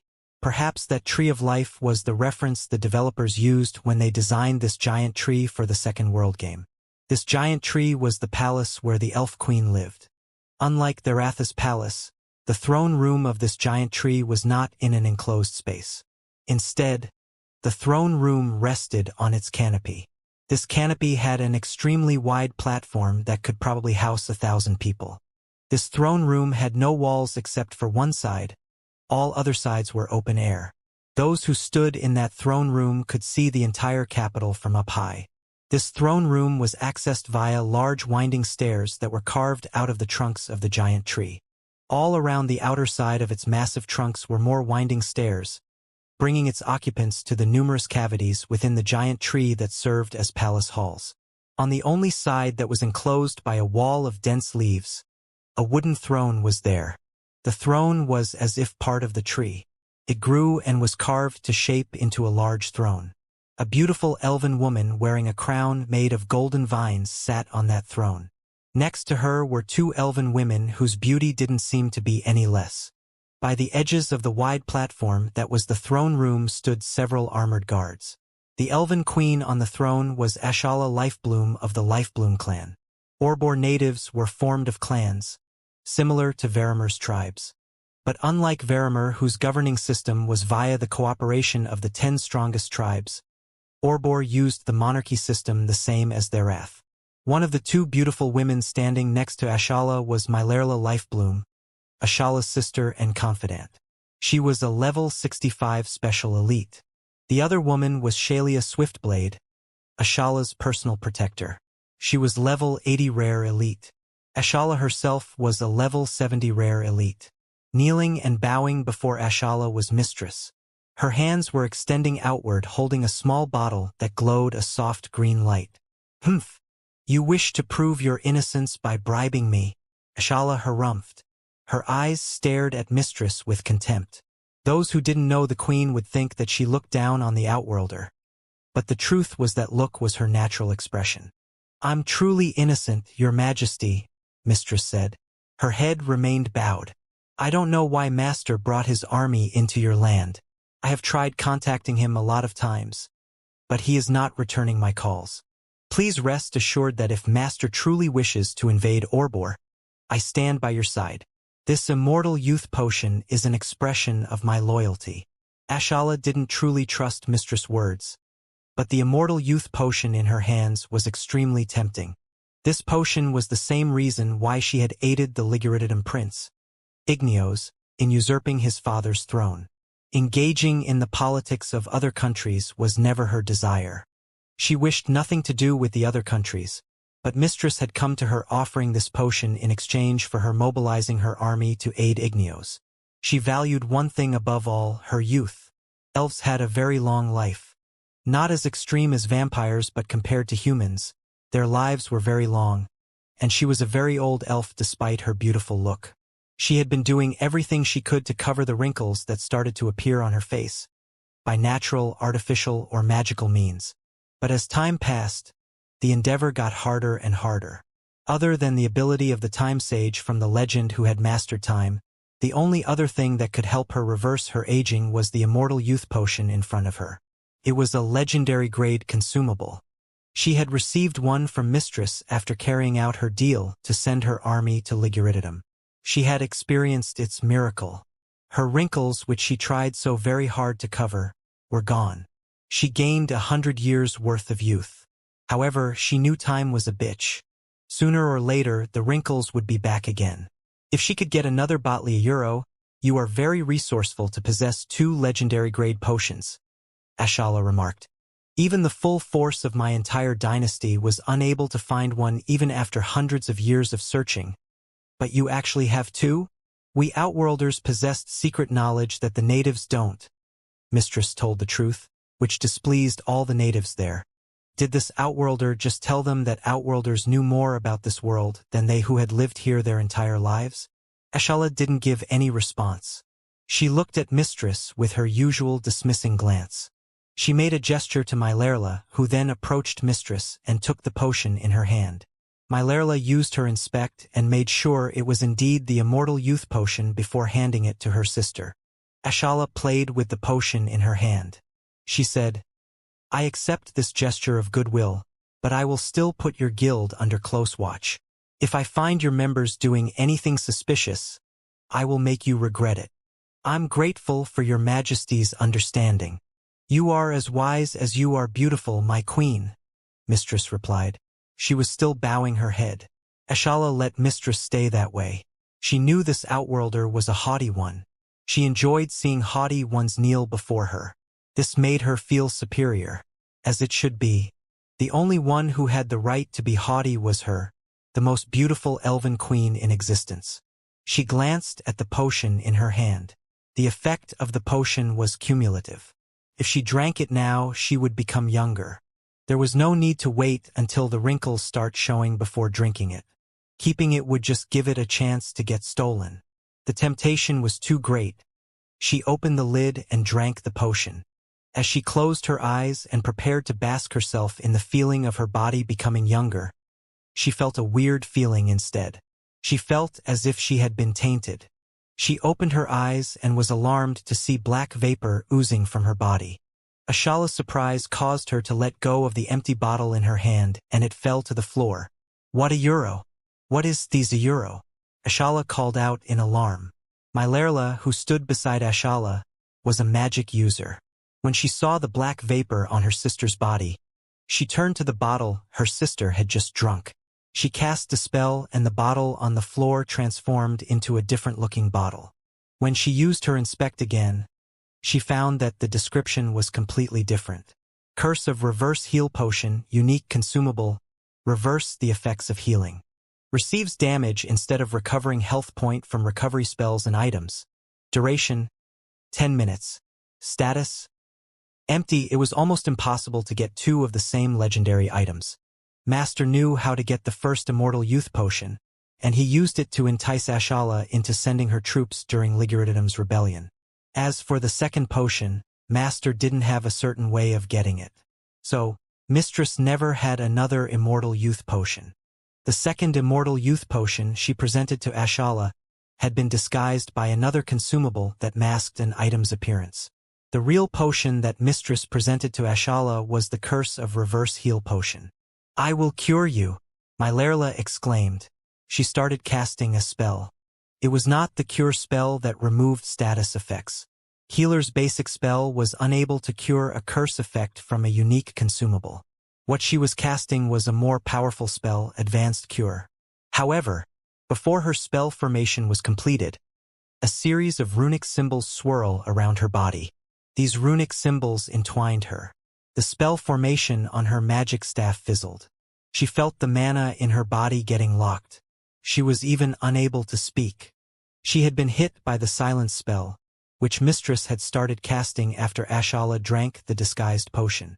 Everyone had been so shocked by the black vapor that came out of Ashala's body that they didn't notice Mistress, who was now looking at them with a wicked grin. Mistress was holding a scythe that was forming another spell formation, and two glowing plates were floating in the air next to her. "You despicable turncoat," Ashala cursed. "Seize her." The guards around the throne room immediately sprang to action. Xianxia, who was the closest, unsheathed the two blades on her waist and rushed to Mistress. Before Xianxia could land a blow, the two glowing plates near Mistress exploded. Two people appeared, an ethereal in the regal outfit and a draconian in a monk's garb. It was Master and Long Guard Sayuro, Ashala shouted. The ruler of the enemy army who was invading their land had shown himself.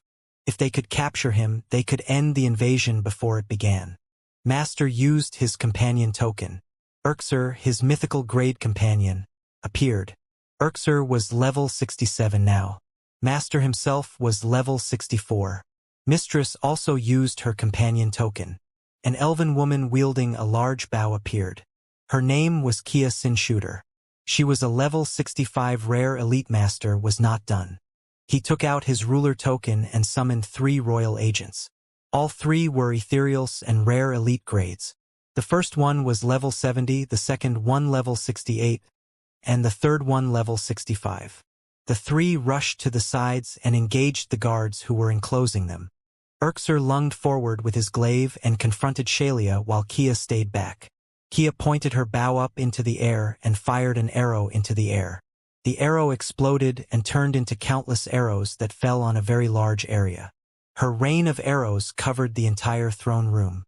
It was Arrow Storm skill, a more powerful version of Elite Marksman's level 35 skill, Shower of Arrow. Ashala cast Magic Wall to block the arrows raining from above. "Don't you think you can beat me just because I am not able to be healed? You've forgotten where you are. My soldiers will soon swarm you," she exclaimed.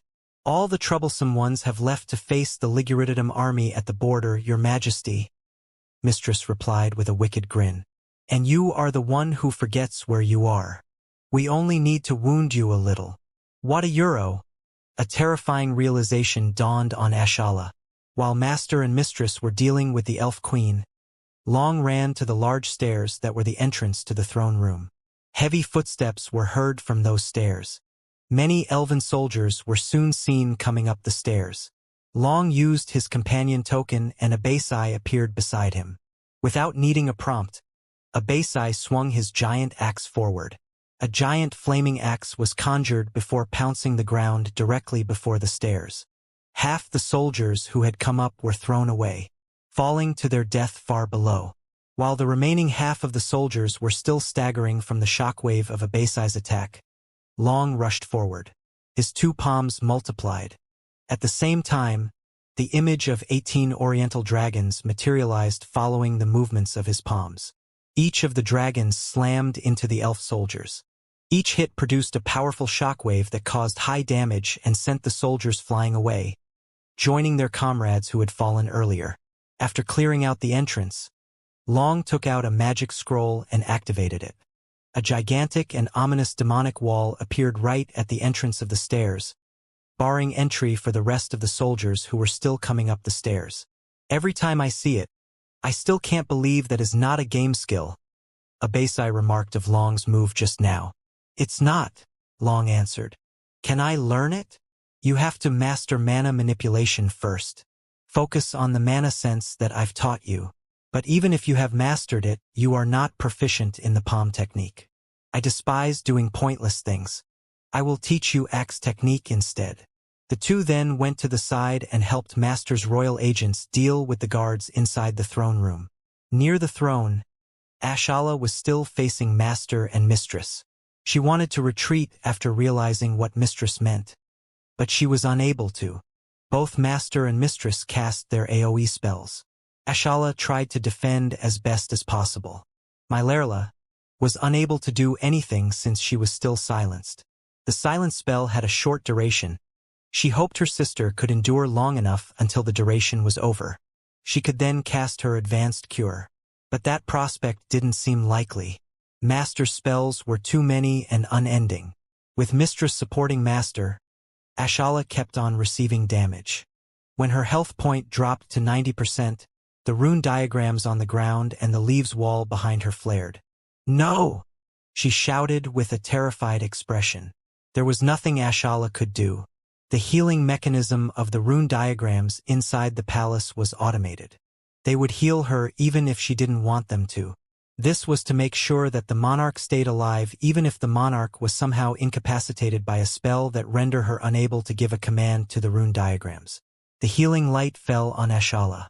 But instead of healing her, the black vapor around her body modified the light and it now devoured her health point.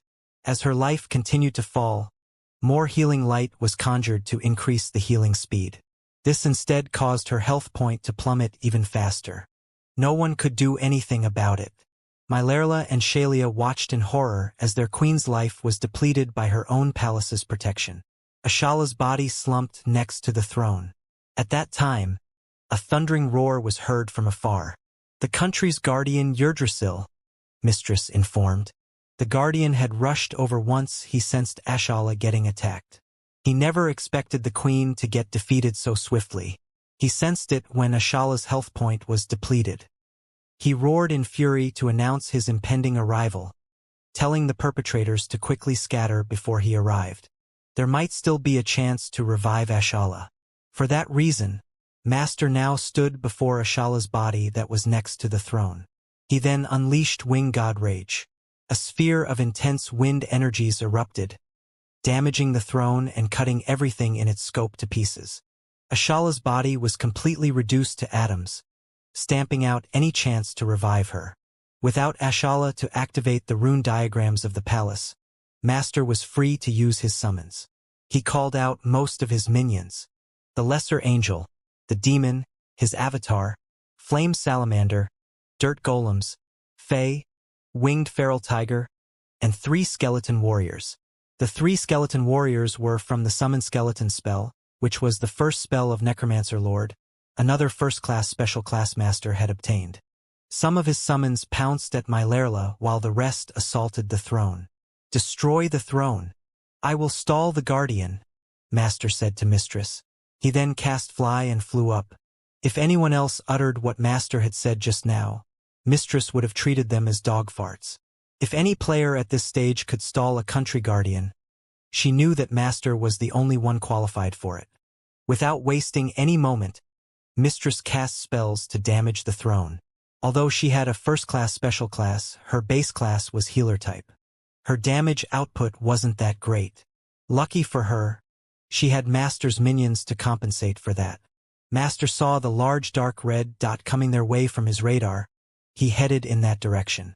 Soon, the country guardian came into view. It was another dragon. a dragon that seemed to be made entirely out of wood. Its seemingly rigid wooden wings flapped and caused windstorms with each flap. Master used his inspect.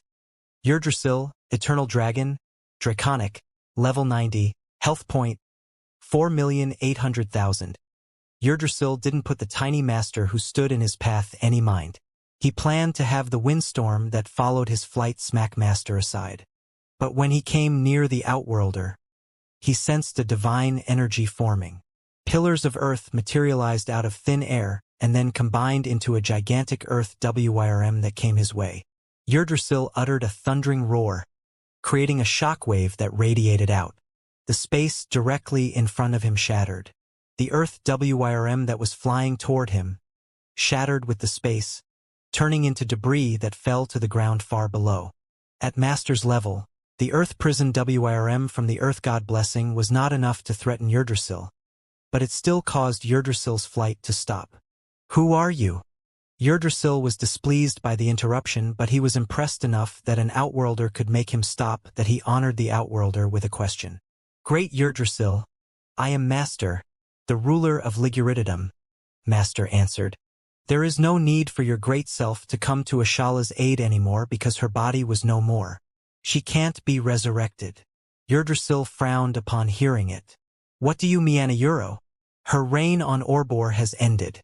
Orbor will have a new queen. Join us and be part of this new dynasty," Master replied. "I ask you, what do you mean by Ashala's body being no more?" Yggdrasil growled. His growl caused the air around him to reverberate. "I've destroyed her body using Wing God Rage. She can no longer be saved." "I will destroy you," Yggdrasil exclaimed. At the same time, a rush of powerful wind burst from his open jaws. The wind was followed by an outburst of thick green energy, creating a hurricane that completely engulfed Master. Yggdrasil's divine wind breath could have destroyed Master many times over. But even after a few seconds of being bombarded by the destructive wind, Yggdrasil's mana sense told him that the Outworlder was still alive. Yggdrasil stopped his breath. The hurricane dispersed and revealed an earth giant a few hundred meters from where Master used to be. Master activated the second skill of his Earth God Blessing, Earth Titan, and donned the protective suit of an Earth Titan. Yggdrasil's divine wind breath still knocked him flying a distance away. Cracks were seen all over the Earth Titan's body. It wasn't able to completely resist Yggdrasil's breath. Even so, Master was extremely happy inside the Titan suit. During the destruction of the Council of Virtus, he had been hit by a being of similar power, and his Earth Titan suit crumbled in one hit. This time it was still intact, albeit barely. "Second-level Earth God Blessinga Euro," Yggdrasil uttered. "I admit I am shocked you managed to survive my attack, but don't think that you can stop me from reaching the palace." "I'm not stopping you, Great Dragon. I'm merely stalling you," Master replied. At that time, a system notification sounded in the minds of all who dwelled in Orbors, that the current government under Queen Ashala had been defeated.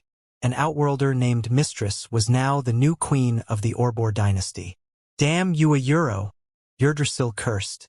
He flapped his wooden wings and a powerful explosion shot him forward. This time, Master no longer barred Yggdrasil's path. Master flew back to the palace as well. Arriving above the open-air throne room, Yggdrasil landed on one of the palace tree's mighty branches. He looked at the throne. An Outworlder sat on that throne. Ashala was nowhere to be seen. He could sense her aura lingering around the ground near the throne, though. He knew then that what Master said was the truth. Master was floating not far away from Yggdrasil. He said to the dragon, "You are Orbor's country guardian. The position is still open to you. Be one and protect your new queen." "I will do no such thing. I will destroy you to avenge Ashala Euro," Yggdrasil exclaimed. He lunged in Master's direction. His huge claw came at high speed. Master was casting a spell as the dragon approached. But a quick interrupt spell from Yggdrasil caused Master's spell formation to fizzle. Master was slapped by the massive claw and was brought slamming down onto the throne's floor. His Earth Titan's suit crumbled then. Yggdrasil was flying down with his jaws open wide. He was about to chomp Master to pieces when black fog enveloped Master. Yggdrasil continued chomping the black fog, but he didn't feel that he had bitten anything. He turned and saw Master in another place.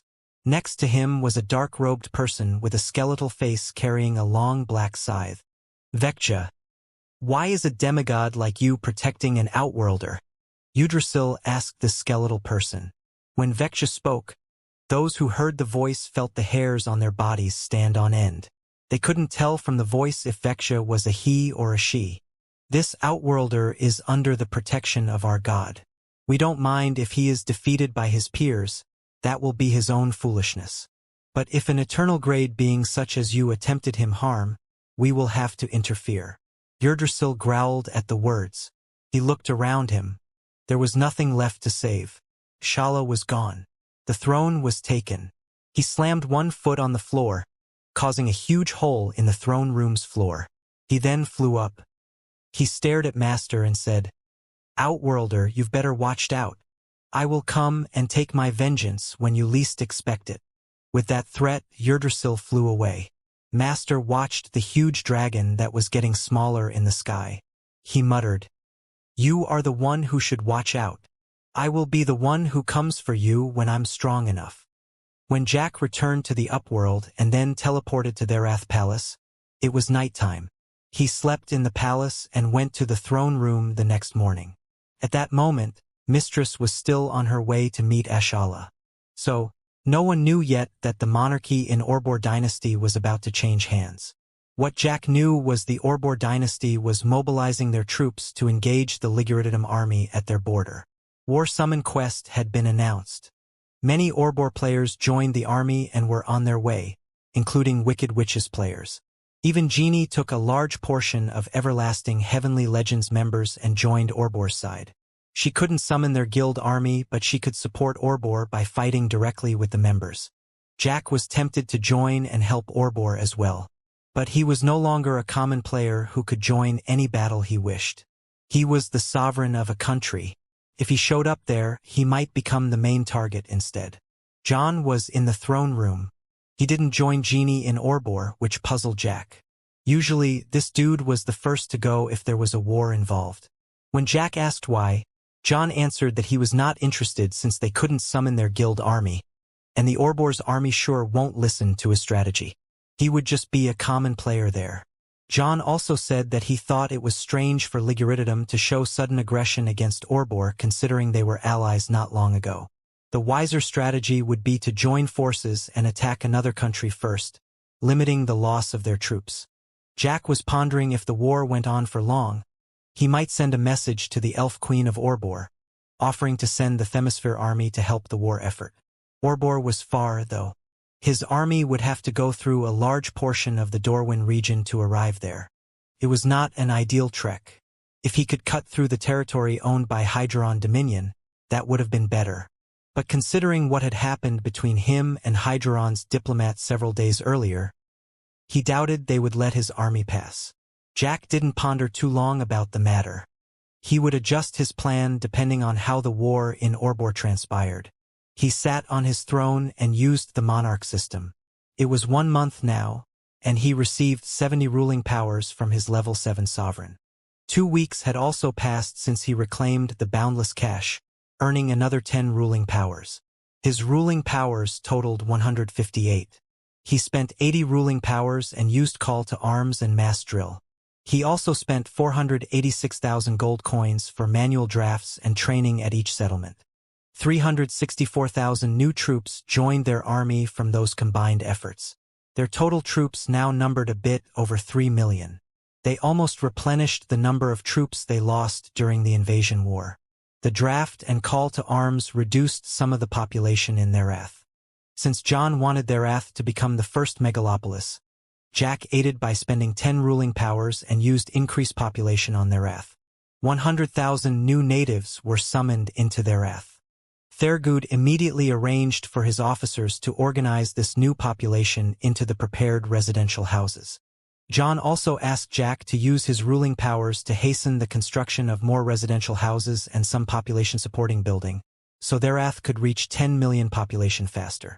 Jack complied, spending 36 ruling powers on multiple buildings. This cut down a total of 360 days, which was almost 1 year's worth of construction time. His ruling powers were down to 42 afterward. He hoped the megalopolis was worth it. He saved these remaining ruling powers.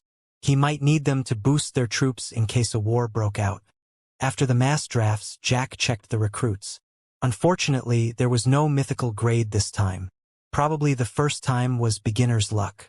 He wasn't too fussed about it. This showed how difficult it was to get a mythical grade soldier. Even with the boost from World Peace Garden and his absurd luck stat, it was still not a guarantee to get a mythical grade for each draft. They got plenty of rare elites, though. Even though most were still low-level, the mass drill should quickly bring these soldiers up to acceptable levels. Jack proceeded to do another mass pay to increase his officers' loyalties. It didn't take a whole day to operate the Monarch system this time. So Jack proceeded to attend the meeting arranged by Thurgood. They discussed various matters for the remainder of the day. The next day, Jack socialized with guests and dignitaries who came to meet him. Some had stayed several days waiting for his presence. Jack tried to be as good a host as possible. Even though he disliked this socialization, he knew it was necessary to help boost his standing. Additionally, some of these guests were also his kingdom officers. This socialization helped increase their loyalties. All in all, Jack tried to be as best a king as possible with his limited capacity. By then, the news of the Orbor dynasty getting usurped by the world ruler made a headline around players' circles. With their instant messaging system, they quickly learn of the change of regime. John praised the way the enemies conquered another country without wasting soldiers, to which Jack responded by rolling his eyes. Now, the enemies had armies of 2 countries. It was not something to be taken lightly. One comforting news they heard was that Orbor had the same situation as Liguridium. Many of the native officers quit their posts after the regime change. So many that master and mistress had to insert players to fill the posts.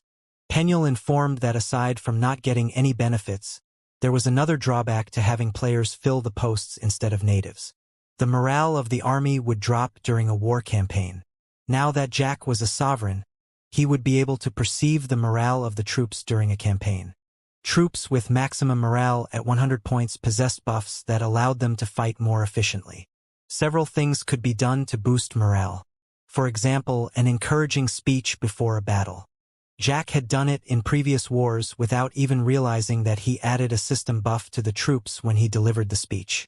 On the opposite side, lower morale could cause the army to perform badly. Penuel said the standard morale was 60 to 70. Going up from 70, a buff was added. It got stronger as the morale went up. Going below 60, debuff was given. Debuff also got stronger the lower the morale was. Additionally, once morale hit 30, there was a chance for the soldiers to desert or even defect. Hitting the lowest 0 morale gave the soldiers a 100% chance of desertion rate. By putting so many players in the official military positions instead of natives, Penuel said that it would be lucky if the army morale reached 70.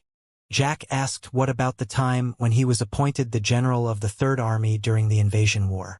Penuel said that Jack's general position was not an official post registered in the monarch system. It was a temporary authority given only for that war campaign. Hence, it didn't affect the morale governed by the world system. Jack was glad to hear this. Anything that helped his army to be better than the enemies was welcomed. This also reinforced his belief that Master wasn't familiar with the monarch system. One day after Jack socialized with the guests, he left for Balgador, the capital of the Republic of Palgrost. The formal message he sent requesting a state visit had been approved by Palgrost. President Thelgrun Stonking made himself available for Jack for 1 week, starting today. The last time Jack went to that city with Grace. This made Jack think of the girl. Jack had not only asked his guild members to search for her, but also Isabel's information network. But even now, no one had found her yet. He didn't want this to be true, but he had to admit now that the only place left searching was Greed's sanctum. If he was still his old self, he would have barged right in there to make sure. But he was a king now. He had obligations. He couldn't do as he pleased like he used to. If he got trapped inside Greed's sanctum without a clear idea of when he could escape, there would be much chaos in the country.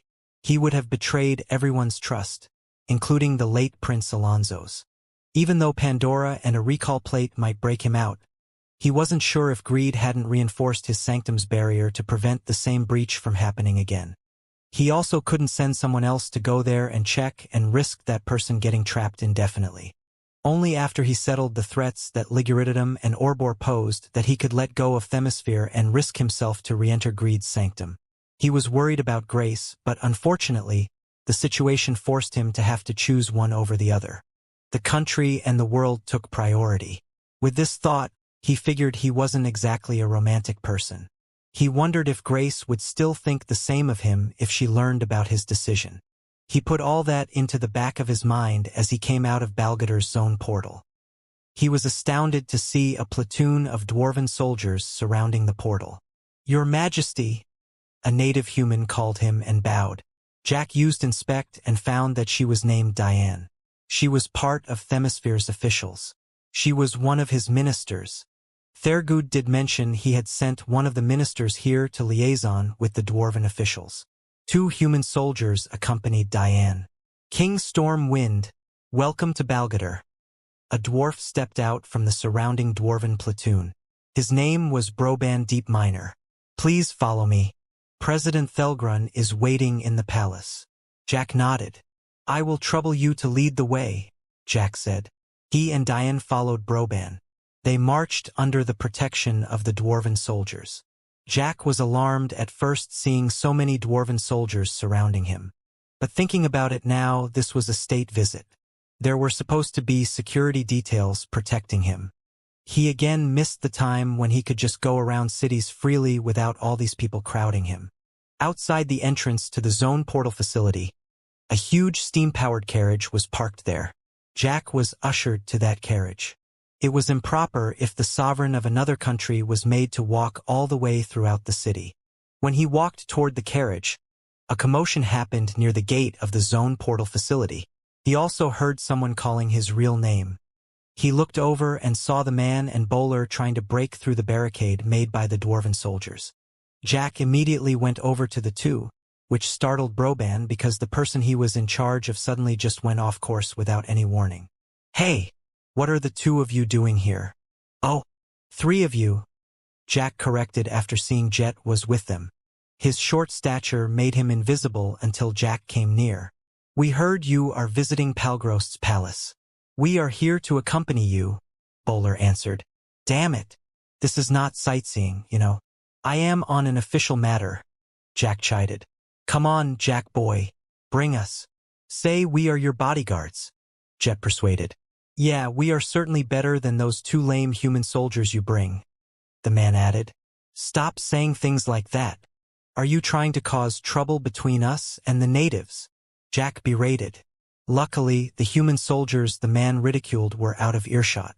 The 2 soldiers who were with Diane were only level 50 special elites. So, the man was not wrong. They were now stronger than these soldiers. "Please, Jack, take us with you," Bowler pleaded. "You people?" Jack shook his head. He then turned to Broban, who had come over, and asked, "Can you let these 3 come with me? They are my friends." Broban used Inspect on the 3. After confirming the 3 were in the same Outworlder guild as Jack, he told the dwarven soldiers who guarded the perimeter to let the 3 through. The 3 were jumping and cheering as they passed through the perimeter. "Can you 3 please stop acting like children? You are embarrassing me," Jack rebuked them. The 3 straightened themselves after the rebuke. They tried their best to put on serious faces with little success, and they started walking as if they were marching in a military parade. Jack felt the urge to kick the 3 of them. Broban was back to ushering them to the carriage. He opened the door and let Jack and Diane enter. When Bowler and the others wanted to climb up as well, Broban stopped them. "Only the king and the minister are allowed. You will have to follow on foot," Broban told them. Jack chuckled at their disappointed faces. Broban gave some instructions to the platoon and then entered the carriage as well. The carriage started moving at a slow pace with the platoon marching alongside it. Bowler and the others marched with the platoon.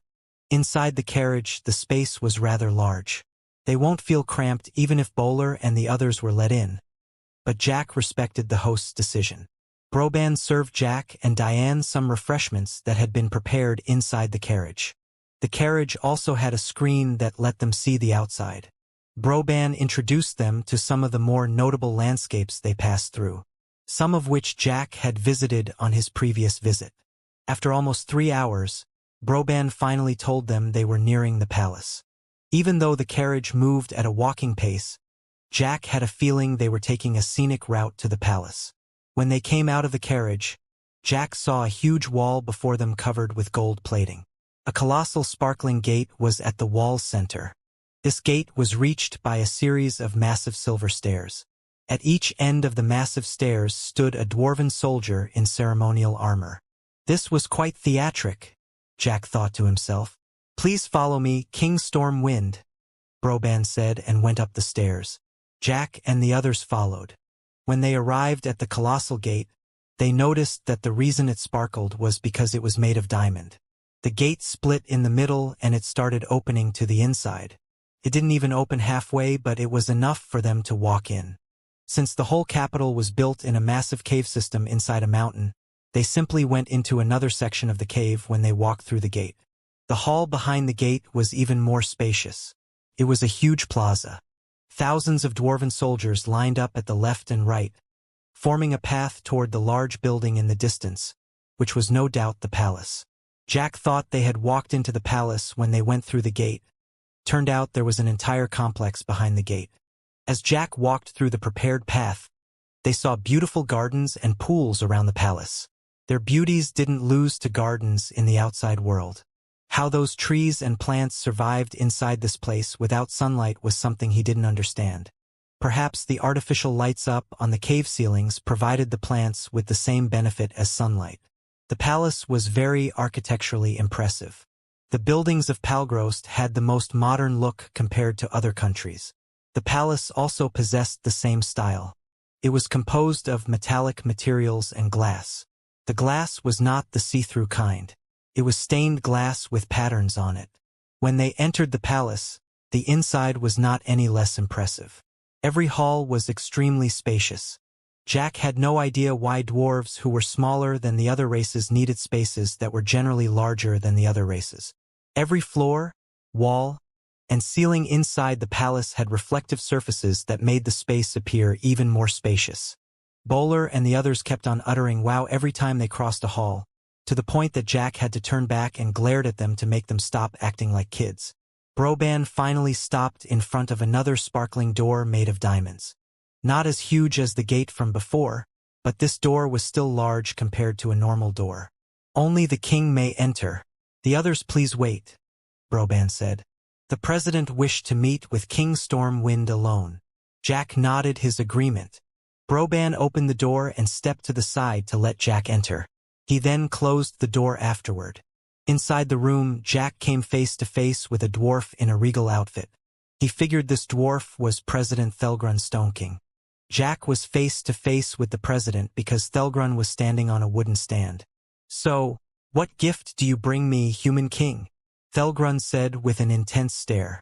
"Let me warn you, if I'm not satisfied with your gift, don't expect to leave this place in one piece." "Uhayuro umayuro." Jack never thought of bringing any gift. "Bwahahayuro. Look at your face. I got you good, didn't I?" Thelgrun burst into laughter. His beard rocked back and forth as his body shook. "Ohayuro? Oh, you are joking, ha-ha-ha-yuro good one, Mr. President. Ha-ha." Jack joined the laughter. The laughter slowly died down. As it ended, Thelgrun said, "Ha-ha-yuro, that was a good laugh. Okay. Seriously now, what did you bring for our first meeting?" "Oh, Hayuro. Shit." He was not kidding about the gift. Jack cursed within. "You area Euro, you didn't come here empty-handed, did you?" Thelgrun asked. Jack paused for a beat before saying, "Of course not. I'm not that bad-mannered." Penuel, who was sitting on one of Jack's shoulders, rolled her eyes. She knew Jack never thought about bringing any gift. He was indeed a bad-mannered person when it came to socializing. "These are my gift," Jack said and took out 100 adamantine ores from his inventory. He thought that considering dwarves lived inside caves, they should like rocks and by extensions ores. He figured giving unique grade ores should be a decent enough gift. He was observing the president's expression, though. He was not sure if 100 was a large enough number. If it was not enough, he would add the quantity. When Jack saw Thelgrun's brows turned into a frown, he quickly fished out another 100 adamantine ores and said at the same time, "I'm kidding, Mr. President. My gift is actually 200 adamantine ores." Thelgrun's brows now lifted and his eyes were rather wide. Jack was still observing the dwarf. He was not sure what to make of Thelgrun's current expression. He was ready to go all out and give the dwarf his entire stock of adamantine ores if needed. "Thesieuro King Storm Wind. You area Euro a very generous friend," Thelgrun exclaimed. "Ohayuro ha ha ha, you are welcome. It is only fitting that I give such gifts to a president such as you," Jack uttered. Penuel sent Jack a thought. "He would have been happy even if you just give him 50 of those ores." "Then why didn't you say that earlier?" Jack chided. "I like seeing your panicky expression," Penuel replied with a silent chuckle. Thelgrun was still watching the large piles of ores on the floor. He then looked at Jack with a bright smile. "Oh, come here, you. Come here. Come here. Ohayuro okay." Jack was not sure why Thelgrun asked him to approach, but he complied. Thelgrun jumped and hugged him when he came into range, which took Jack by surprise. "A good friend, you are. A good friend. The Moes didn't even bother to visit me despite our country's friendly relationship." "Ha!" Thelgrun said as he patted Jack's back while they were still hugging. Jack was not sure what to make of this. If anyone saw them, he was pretty certain they looked like a father carrying his child in his arm rather than the first meeting between two sovereigns of different countries.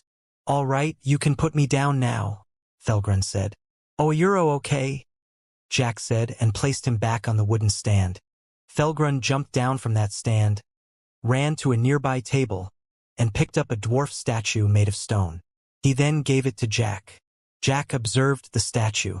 It was a sculpture depicting Thelgrun himself. "Impressive craftsmanship," Jack praised. "I'm glad you like it. That's my gift to you," Thelgrun said. Jack almost let go of the statue. He quickly used Inspect on the statue, thinking that this thing might have a secret benefit. Miniature Thelgrun statue, junk item. For ornamental purpose, €2 junk item euro. Jack could hardly believe the item's description. He gave the dwarf 200 unique grade ores to be exchanged with a fucking junk item. Jack tried his best to give a sincere smile. He didn't know if he succeeded, though. "Thank you very much for your gift, Mr. President. I'm very glad. I'm sure I can find a good use for this statue," Jack said. In his mind, he added, "Like throwing it into your face, you fucker. I know you will like it. Put it beside your bed, so you can look at it every time you wake up, and know that you have a friend in me," Thelgrun said cheerfully. "Come, let us head to the throne room. I've prepared a festival to celebrate your visit." "My pleasure," Jack replied. His socializing face wore a wide grin despite he was still cursing inside. Thelgrun walked out the door merrily and asked Broban to arrange for someone to move the pile of adamantine ores to the vault. He saw some humans out there and gave them a friendly wave. Jack gestured for these humans to follow as well. They came into a brightly lit spacious hall. Many seats had been arranged. Some dwarves were already sitting on them. Most probably dwarven nobles and the Republic's officials. Tables filled with food and refreshments were by the sides. At the end of the hall was a large throne, larger than the one in Narration. Again, he wondered why the dwarf needed such a size. The throne could fit Thelgrun and for other dwarves on it. Thelgrun sat on the throne, looking like a child on a giant's chair due to the proportion, and acted very naturally about it. He gestured for Jack to sit on a prepared chair right next to his throne. A chair that was very elegant but also very small. When Jack sat on it, he felt the armrests pressing his sides. Jack cursed again within. They used such large furniture for themselves, but they gave tiny sizes to the guests. "The chair fits you perfectly, as if it was tailored especially for you. Don't you say so, King Storm Wind?" Thelgrun asked. "Yes, it fits my size very well," Jack replied with a forced smile. Diane and the others were also given seats by the side. Their chairs were also small sizes but less extravagant than Jack's. The man was visibly uncomfortable due to him having the largest body compared to the others. When the native dwarves saw Jet among the human guests, they stopped him before he sat on the prepared seat. Jet was confused when they took that seat away. Another chair was brought to replace the one they took. It was one with a larger size. Jet then sat on it and fidgeted around to show how spacious his seat was, which annoyed the man who sat next to him. "Yo, dude, do you mind if we change seats?" the man asked. Jet looked at the native dwarves before replying, "I don't want to offend our hosts, man. I'm sorry." The celebration lasted the whole day. Servants walked around the prepared seats offering food and refreshments. At the center of the hall, different performances were shown for entertainment. There were dances by a group of female dwarves, a show about a beastmaster and his pet playing with fire using various tools, a stand-up comedy from a jester, singing both solo and in a group, a wrestling match between two dwarves, and so on. Thelgrun laughed most of the time, even when it was not during the comedy show. Jack imitated him whenever he laughed, even when Jack didn't understand what he was laughing at. "I'm glad that you are enjoying this, King Stormwind," Thelgrun said. "I do. Thank you for having arranged this." "I enjoyed them very much," Jack said. He was not. He was hoping that this would be over soon so he could go back to doing what he enjoyed best, grinding monsters and searching for treasures. "Well, since you are enjoying this so much, I will ask these performers to perform again tomorrow and every day during the week you are here," Thelgrun said. "What? No. No need to trouble them. I'm sure they needed rest and also have plenty of other things to do," Jack hurriedly said. "Nonsense. Performing for me is the highest honor for them. They will be pleased I ask this of them," Thelgrun uttered. "There is no need to, truly," Jack said. He then quickly added, "I know that Mr. President also has a lot of matters to attend to. Although I understand Mr. President had allocated your precious time for me this 1 week, I don't want to occupy too much of Mr. President's time. How about we hang out in the morning and Mr. President can take care of your country's duties for the rest of the day?" "Do you not enjoy my company?" Thelgrun asked with a stern face. The room dropped to silence upon the question. The performers were changing so the room was not too loud. Thelgrun's natural voice was loud so everyone could hear his voice. The atmosphere of the room turned tense and everyone had their eyes on Jack.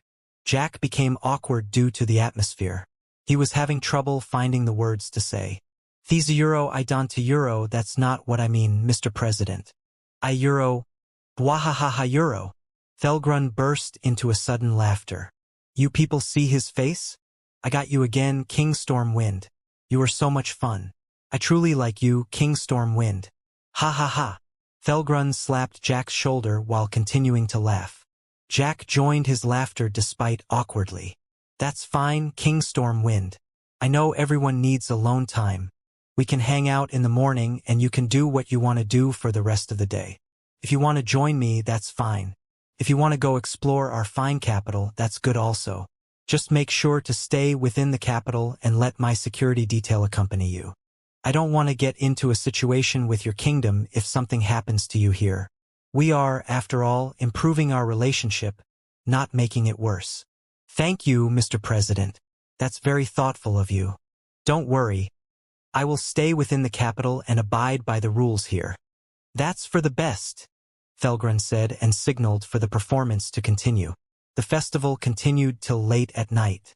Jack was amazed by how the native dwarves could continue eating and drinking all the time.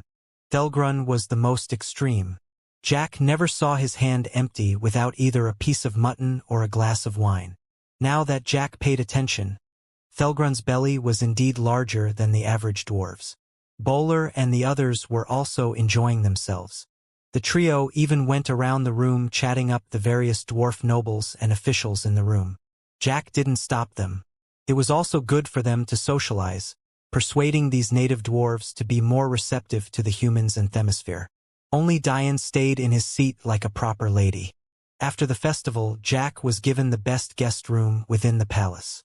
His entourage was given nearby rooms. The next morning, Thelgrun took them touring the beautiful gardens outside the palace which Jack glimpsed yesterday. Various tables with food and refreshments were again arranged around the garden. Thelgrun was again indulging in his eating and drinking frenzy while touring. After the tour, they sat on prepared seats at one of the gardens and watched horse races, bull races, and even dwarf races on the field ahead. Jack wondered if this entertainment was only because of his visit or if this was Thelgrun's normal day-to-day activities. Thelgrun himself was quite easygoing. Jack was worried at first when he departed for Palgrost that the president would be a stiff political figure. Turned out this was not the case. He comfortably chatted with Thelgrun as if the president was a common friend. Both of them even forgot to address each other with their honorary titles on many occasions. "Well, what are you planning to do during the day anyway?" Thelgrun asked. "I was thinking about going to do the challenges at the Order and Magi and the League of Champions," Jack said. "Right, you are an outworlder," Thelgrun remarked. "Or do you have a good monster hunting spot here?" Jack asked. "Didn't I tell you to stay within the capital? I have heard that King Stormwind is a capable combatant, but letting you hunt monsters still means I subject you to danger," Thelgrun said. "Mr. President, what about the labyrinth?" Broban, who was standing beside Thelgrun, said. Yeah, King Stormwind will probably enjoy the labyrinth," Thelgrun agreed. "What labyrinth?" Jack asked. "The Deadless Labyrinth," Thelgrun answered. "Deadless Labyrinth?" Penuel exclaimed. "Daedalus Euro?" Jack knew Daedalus was a character from Greek mythology in the real world. In Greek mythology, Daedalus built a labyrinth for King Minos to hold the Minotaur. Perhaps the game designers used the name as a reference when they designed whatever labyrinth these dwarves were discussing. "From your reaction, you know about this labyrinth, miss?" Thelgrun asked Penuel. "Yes, it is a wonder building," Penuel answered. "One that can only be built after a country built an absurd number of mines and research a particular tech in the civil path. Now that I considered it, I guess Palgrost is the most likely country to fulfill this requirement. Although Therath has lots of mines, it is only one city, while almost every settlement in Palgrost has mines because they are all built underground." "Is this labyrinth good?" Jack asked. "It is not special before the Outworlders' arrival. But after your kind arrived, it became exceptional," Penuel answered. "What do you mean?" Jack asked Penuel. "Deadless Labyrinth is an underground structure consisting of 20 floors. The deeper one goes, the higher the monster's level. This place is not only a place to train, but one can also gain loot. It gives the benefit of hunting in the wilderness, but if you die in the labyrinth, you won't die a wilderness death. It will be a safety zone death instead. So, Outworlder will just lose one level if I die inside the labyrinth," Jack concluded. "Correct," Penuel confirmed. "What's the catch?" Jack asked. "You need to pay 10 gold coins to enter. You will always have to start from the first floor and work your way down. If you don't die by the end of the day, you will be returned to the surface. You will have to pay again when you enter the next day and restart from the first floor." 10 gold coins are not a problem, Jack thought. "Each floor is a maze filled with monsters," Penuel continued. "If you manage to find the boss within this maze and kill it, you will be sent to the next floor. Except for the boss, the other monsters drop pitiful loot, but they still provide normal EXP points. So, the objective is to find and kill the boss as soon as possible to access the next floor. Then what we need to do is find people who are regulars in the labyrinth and buy information from them about the maze layout. This way, we can save time and head directly to the boss." Brogan shook his head after hearing Jack's words. "Unfortunately, the maze on each floor changes its layout every day. You will never find the same layout even if you enter the labyrinth every day." "I see. Well, that sounds interesting. I want to check it out today," Jack announced. "Count us in, boss," the man declared. "You should call him Your Majesty now," Jet said. "Once a boss, always a boss," the man insisted. "There is no limit to how many people can enter, right?" Jack asked Brogan. "No limit. The floor of the labyrinth is very large.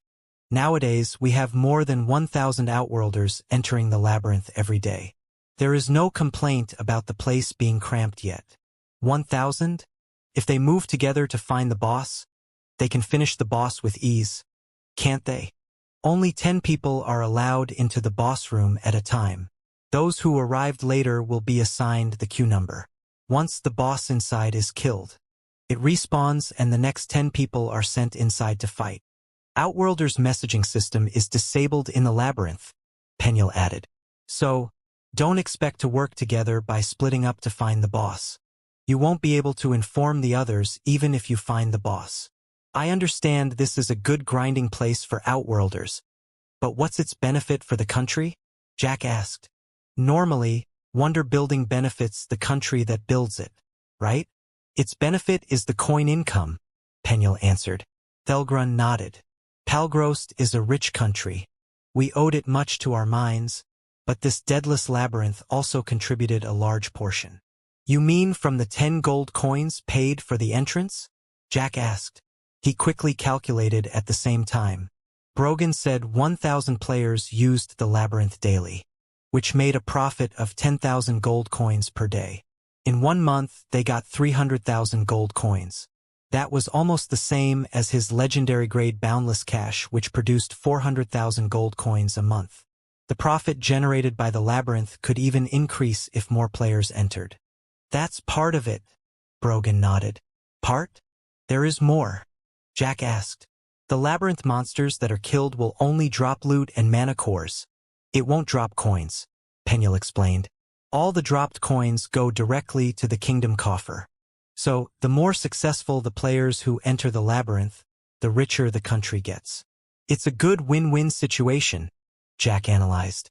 Yes, all the labyrinth users have to do is part with their gold coins and they get a safe area to grind EXP and loot. The drop rate is less compared to hunting monsters in the wilderness, except if you encounter the Gold Bull boss. Gold Bull boss? Jack asked.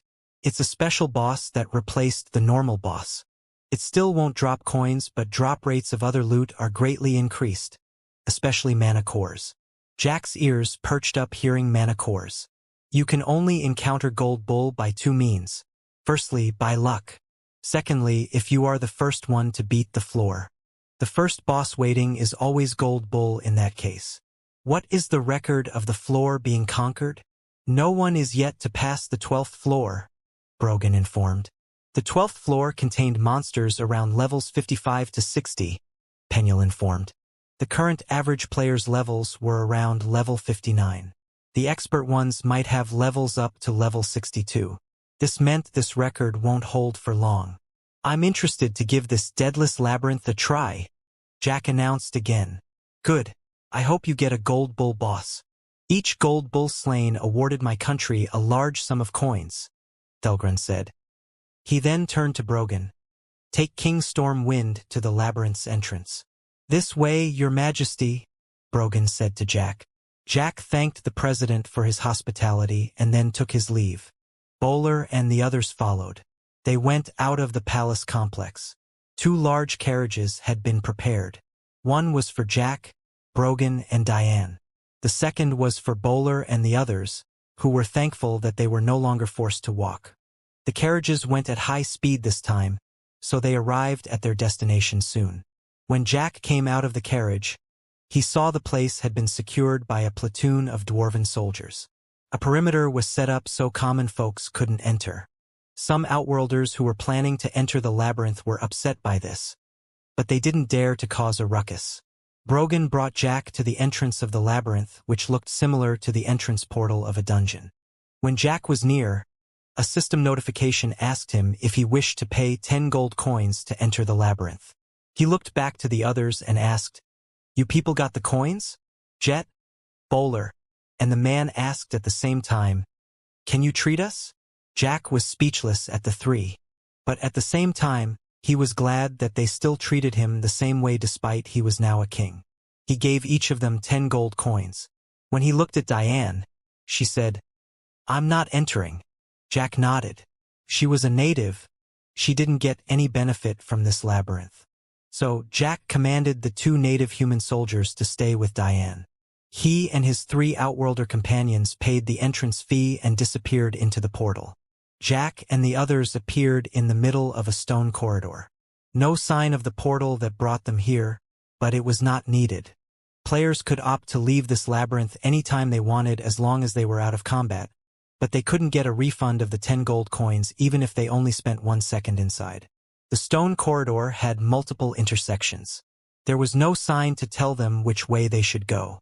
Everything looked random. The corridor was also rather wide. It was no problem if many monsters appeared and they had to fight in this corridor. As if to prove it, a pair of monsters appeared from the corner at one of the far ends of the corridor. The monsters were, of course, minotaurs. Very original, Jack thought. He was tempted to send Wilted a message ridiculing her game designer team. The minotaurs here were smaller than the ones he had seen before. They also didn't wear any armor or carry weapons. Jack used his inspect and saw that these minotaurs were only level 3 and level 4 basic grade monsters. "Take care of them, will you?" Jack said to his henchmen. He couldn't be bothered by these small fries. He sat cross-legged on the floor while Bowler bravely went alone to face those minotaurs. "What are you doing?" Jet asked. "Shouldn't we start looking around for the boss room?" "Of course we are, but we ain't doing it the conventional way," Jack answered. "Oh, then how do we do it the unconventional way?" "By sitting down and praying for the Holy Father to show us the way." You've already forgotten about one of my abilities," Jack said. "I've thought about this solution ever since I heard about the ever-changing layout of the labyrinth." "Oh, your corporeal state." Jet made a realization. "Bingo. I don't think the monsters on this floor are going to be a problem. But still, watch my body when I'm gone," Jack said. "You got it, boss," the man exclaimed. Aside from the incorporeal state, Jack figured he could also rely on his radar to identify the boss. Even if the red dot representing the boss was the same as the other monsters on this floor, since they were all too weak compared to the current Jack, he could still differentiate the boss by seeing the dot's movements.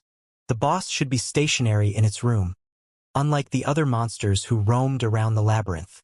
By knowing in which direction he had to go after locating the position of the boss, he could roughly make his way there even if he didn't know the maze's layout. But the incorporeal state would be a quicker way. Hence, Jack used this method. He focused his mana sense until his consciousness parted from his body. During his incorporeal state, his mana sense was more sensitive. He could sense the entire corridor was filled with dense mana. This mana kept the walls of the corridor solid. No matter how strong one's attack was, it won't break the wall. This was the labyrinth's way of preventing anyone from cheating by forcing a way through the maze's wall. His consciousness touched the wall. He felt his mana sense blend with the mana in the wall.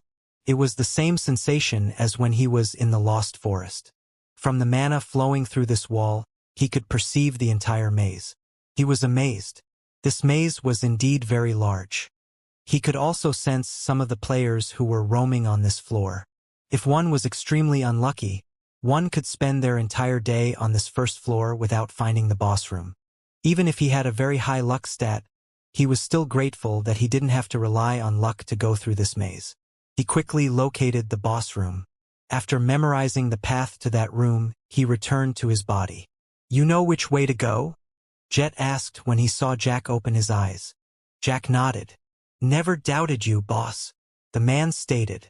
While standing back up, Jack saw Bowler is still fighting with the minotaurs. "What the heck? Hey, you are not done with those 2 lame-ass monsters. It's not every day I can use real monsters to practice my martial arts," Bowler said as he made a few kicks and punches to the minotaurs. All his hits didn't produce any damage. 2 energy balls came and killed the minotaurs with single hits. They were standard attacks from Jack's mana leech staff. If you want to practice, go to a grinding zone with level 1 monsters. Stop trying to show off your martial arts, they aren't that good. Let's go. Jack wasn't courteous with his words as he passed Bowler by. The man and Jet laughed at Bowler as they followed behind Jack. Bowler grumbled and followed as well. Any minotaurs who stood in their way were killed with 1 slap. They gave very tiny bits of EXP since they were very low in level, and they didn't drop anything. Just as Penuel had mentioned, the drop rates were terrible. Since Jack knew the exact route, they didn't take long before arriving at the boss room. Ahead of them was a wide wall that had the carving of a large bull's head. Penuel told them to touch the carving. An interface then appeared asking if they wanted to face the boss as a team. They agreed. Light enveloped them and then transported them into the boss room. Inside the room, they saw a giant bull made entirely of gold. "Go a euro gold bull boss," Penuel exclaimed. He then turned to Jack and said, "Your luck is insane." "You don't say," Jack said. He rushed forward and used Flame Strike, killing the golden bull before it even had the chance to attack. It was only a level 5 basic grade boss after all. The golden bull burst into a torrent of gold coins. When everyone was excited from seeing the coins, they floated up and then vanished in the air. "Huh? Where did they all go?" Jet asked. "Wasn't it mentioned before?" "The coins from the gold bull are given to the country," Penuel said. "You also said that gold bull boss rewarded good mana cores." "I don't see any, just one rubbish uncommon equipment," Jack said, holding the equipment dropped by the gold bull boss. "It is a level 5 boss, what do you expect? I also remembered telling you that mana cores only dropped from monsters with level 25 and above. So, it is not strange that you don't get any from this level 5 boss." "Yo, is this the door to the next floor?" Bowler called. He was standing beside a hole that had appeared on the ground after the boss was slain. "Looks more like a sinkhole than a door to me," Jet remarked. "That is the way to the next floor," Penuel confirmed. "Then what are we waiting for? Come on.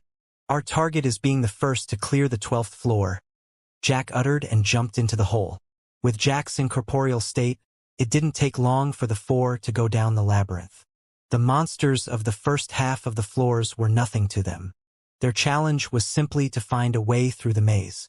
Since Jack's incorporeal state eliminated that challenge, it became a walk in the park for them. In a short 2 hours, they were already on the 10th floor. The monsters on that floor had levels from 45 to 50. The drop rate was still terrible, but the mana core drops from the bosses were decent. They encountered 2 more gold bull bosses in their descent, which Penuel said was extremely good odds. It was roughly 1 gold bull boss every 3 bosses. Normal players considered themselves very lucky already if any of their group encountered 1 gold bull boss after 1 week of adventuring through this labyrinth. Sometimes, no party that entered the labyrinth even saw one after 2 weeks straight, except if they reached the boss on a floor that was not yet cleared previously. The 3rd gold bull boss they killed was level 40 and it dropped 50 mana cores. On their way down, they discussed and agreed. Jack got all dropped mana cores but relinquished all dropped equipment. Materials went to the guild, and other items were rolled. Bowler and the others didn't mind. In their opinions, they were just tagging along. Jack paid for their entrance fee. He was also the one carrying them down the labyrinth so fast. He could kill the bosses all by himself. They considered Jack sharing the EXP points was already generous. They wouldn't mind if Jack said he wanted all the loot. But since Jack insisted on the arrangement, they just went along with it. As they went down, Jack saw fewer and fewer blue dots on his radar. This was because normal players needed time to find their way through the maze. Those who reached these lower floors had been scouring the labyrinth since the morning when Jack was still socializing with Thelgrun. Jack and the others soon arrived at the 12th floor. This was the floor where the boss was still unconquered, meaning it would for sure have a gold bull boss. The same with the other floors. Jack used his incorporeal state to interact with the corridor's mana and search for the boss location. Since the monsters on this floor were around levels 55 to 60, they couldn't take it as easy as they did on the previous floors. Jet and the man stood facing opposite directions in the corridor, protecting Jack while Bowler stood next to Jack, prepared to use his healing spells to support them if needed. While searching for the boss location, Jack's mana sense made him aware of something else. What he sensed was a group of players. He felt a sense of familiarity with this group. As his consciousness came near them, he saw that he indeed knew these players. Jack memorized their location and then proceeded to find the boss. Afterward, he returned to check these players' positions again before returning to his body. "Found the boss?" Jet asked when Jack stood up. Do you have to ask the same question every time? Bowler responded. Do you want me to whoop your skinny ass? Jet said to him. Jack ignored the two. He said instead, this way. We will first make a stop somewhere before we go for the boss. Make a stop? What is this? A delivery service. Jet commented while following Jack. Jack didn't explain. The three didn't ask further. They were lost if not for Jack. So if Jack wanted to make a stop, they made a stop. Jack was running at high speed, but he still took care to not be too fast. Otherwise, the others won't be able to keep up. Especially Bowler, who had the slowest movement speed. He was in a hurry because if he took too long, the players could have moved to a different location when he arrived. When he was near, he heard quarreling voices. The players were fighting monsters when Jack found them using his mana sense. Maybe they were still fighting the monsters and quarreling due to some difficulties? Whatever the reason, Jack was glad they were still there. He turned a corner and saw the group. He was surprised that the group had been joined by another group of players, who were quarreling with them. He was even more surprised that he also recognized the leader of this new group. You know whose turf this is? This is our grinding floor. All of you should get out now. Once we kill the boss of this floor and move to the 13th floor, then only you may grind on this floor. A dwarf player who was a level 42 mage knight was talking to a group of human players. The human players were very vexed. How dare this low-level dwarf talk to them like this? But then again, the other dwarf players accompanying this low-level mage knight had more numbers and they had decent levels, unlike this mage knight. This low-level mage knight was Vincenzo Giovanni. The dwarves backing him were all from the same guild, Casa Aghetto. The human players knew about this guild. Though Casa Aghetto wasn't ranked number 1 in Palgrost, its infamy still caused intimidation to those who crossed paths with the guild. This was because this guild was very overbearing. Their members also weren't afraid of playing dirty to get what they want, just like how they were now using their larger number to intimidate the 5 human players. People know that I'm a fair person, so I'm going to give you a choice, Vincenzo said to the human players. You can go back out willingly, or we help you leave this labyrinth -1 level. You are so unreasonable. We are here first, exclaimed the single woman among the human players who had an archmage class. HM? What do we have here?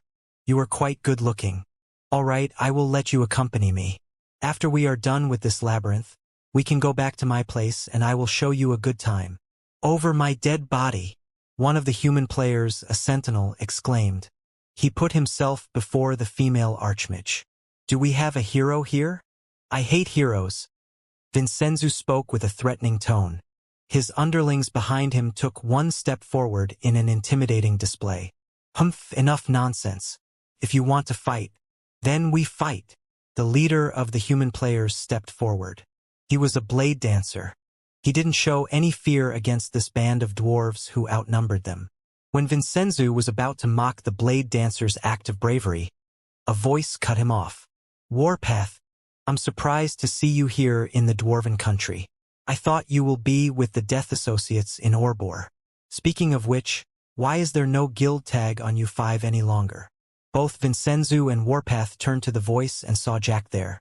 You! Warpath exclaimed. You! Vincenzo also shouted. He immediately remembered Jack who had killed him. Jack was the reason why he had such a low level. He had madly leveled up after the incident, but he was still unable to chase the levels of the average players. I will take my vengeance, Vincenzo yelled. He took out his sword and attacked. Everyone was taken aback by his abrupt action, including his underlings. But soon after, an even more unexpected thing happened. Before Vincenzo's sword touched Jack, Jack's hand moved at an incredible speed. A flash of light followed his hand movement. When Jack's hand stopped, everyone saw a long black sword in his hand. Vincenzo was laying on the floor with 0 health point. The 5 human players were Death Associates members who used to be on the team with Jack when he infiltrated the guild using his disguise. Aside from Warpath, the others were Dasher, Bangstick, Suckit, and Flower Rain. What happened? The man asked once he arrived. Bowler was still on his way over. Jet, who arrived with Jack, answered him. This guy just committed suicide by pulling a sword on Jack. Jet was pointing at Vincenzo's lifeless body on the ground. Everyone present was still processing what had just happened. Everything happened so fast. 2 people out of the groups were rattled more than others. One was a female dwarf from the Casa Aghetto group. Her name was Valentina Giovanni. She was Vincenzo's older sister. She was a level 60 elementalist. Although she thought her brother was an idiot, Vincenzo was still at full health point when he received Jack's slash.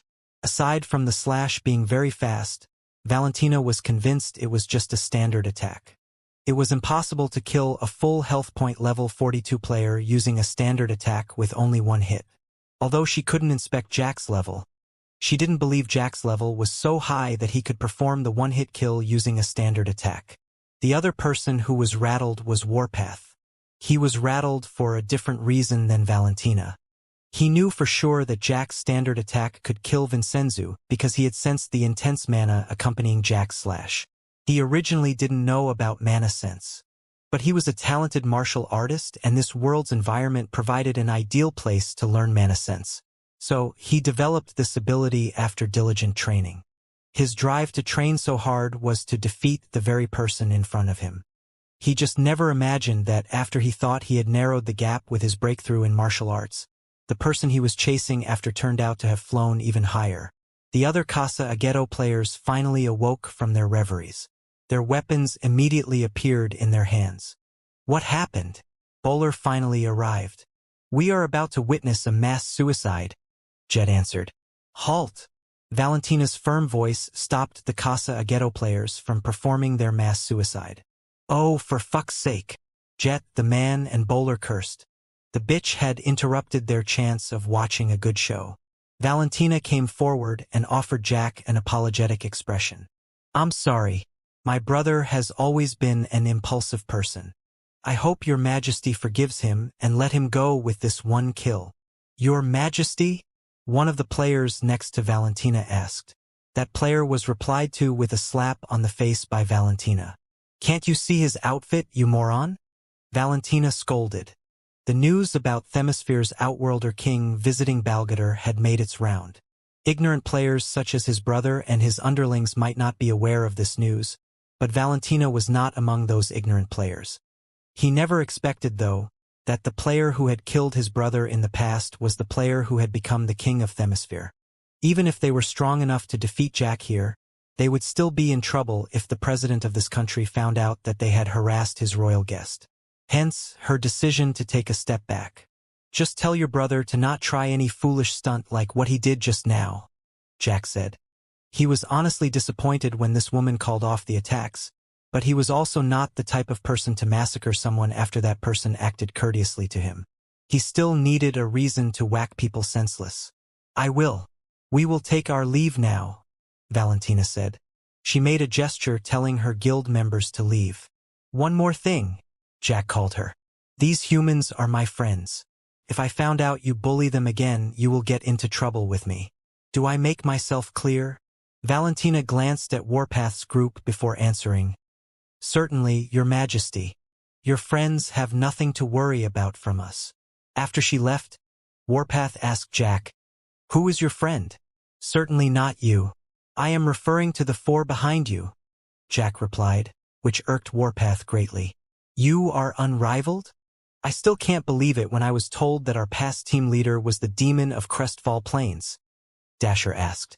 It is even harder to believe that you are now the king of Themisphere, Bangstick added. Yeah, we truly suck it when he heard the news, Suckit said. Thank you for chasing those awful people away, Flower Rain said.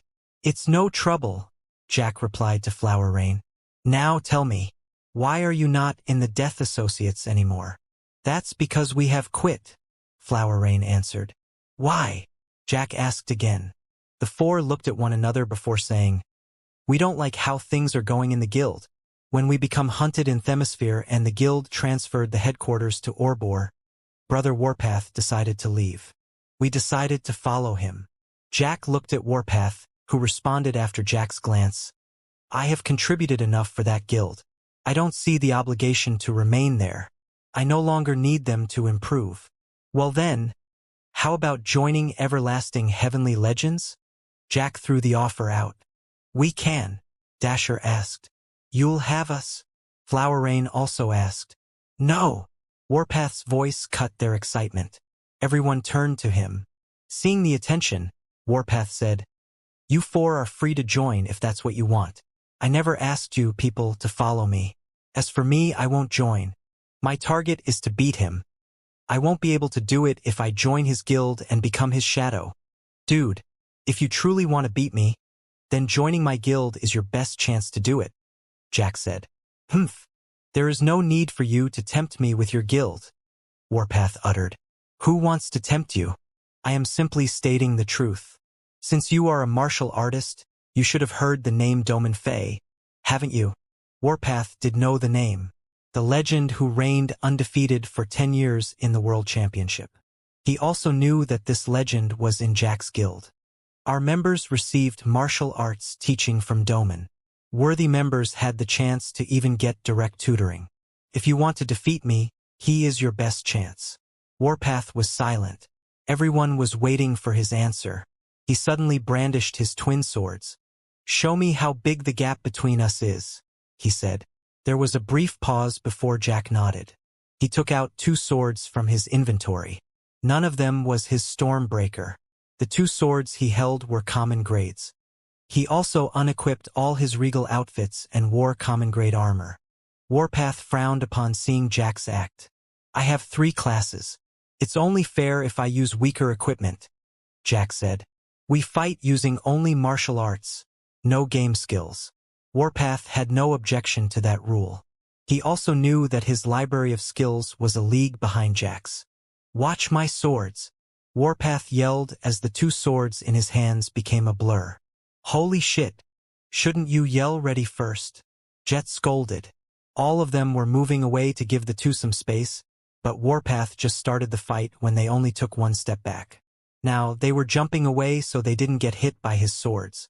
Jack wasn't startled. He was ready. His feet make small movements. His body continuously shifted as Warpath's shadowless slash arrived.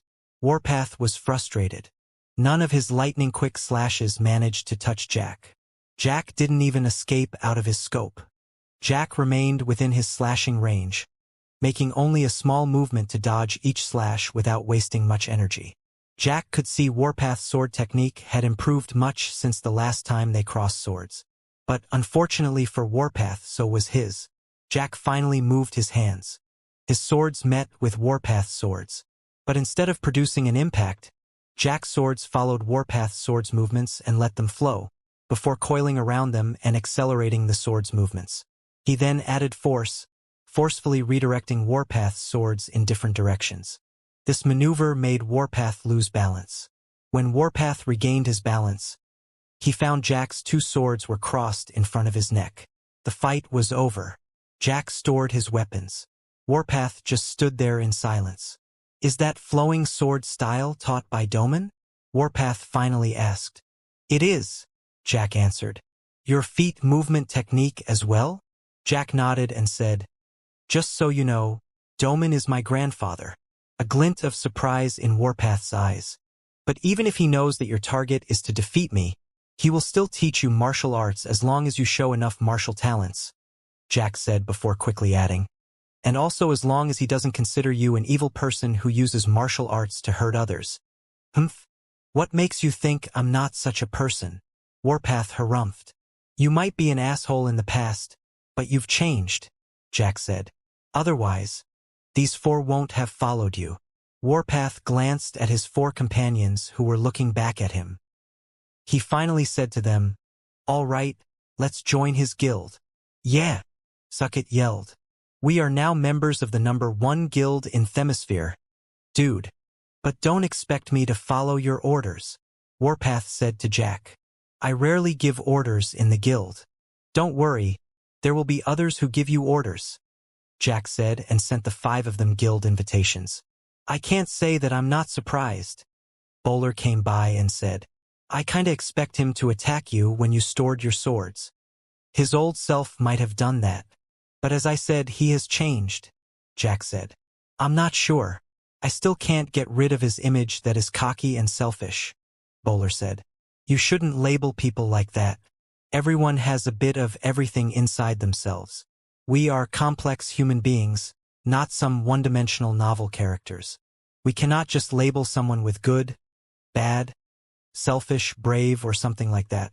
Let me give you an example. In real life, I once have a job in a factory.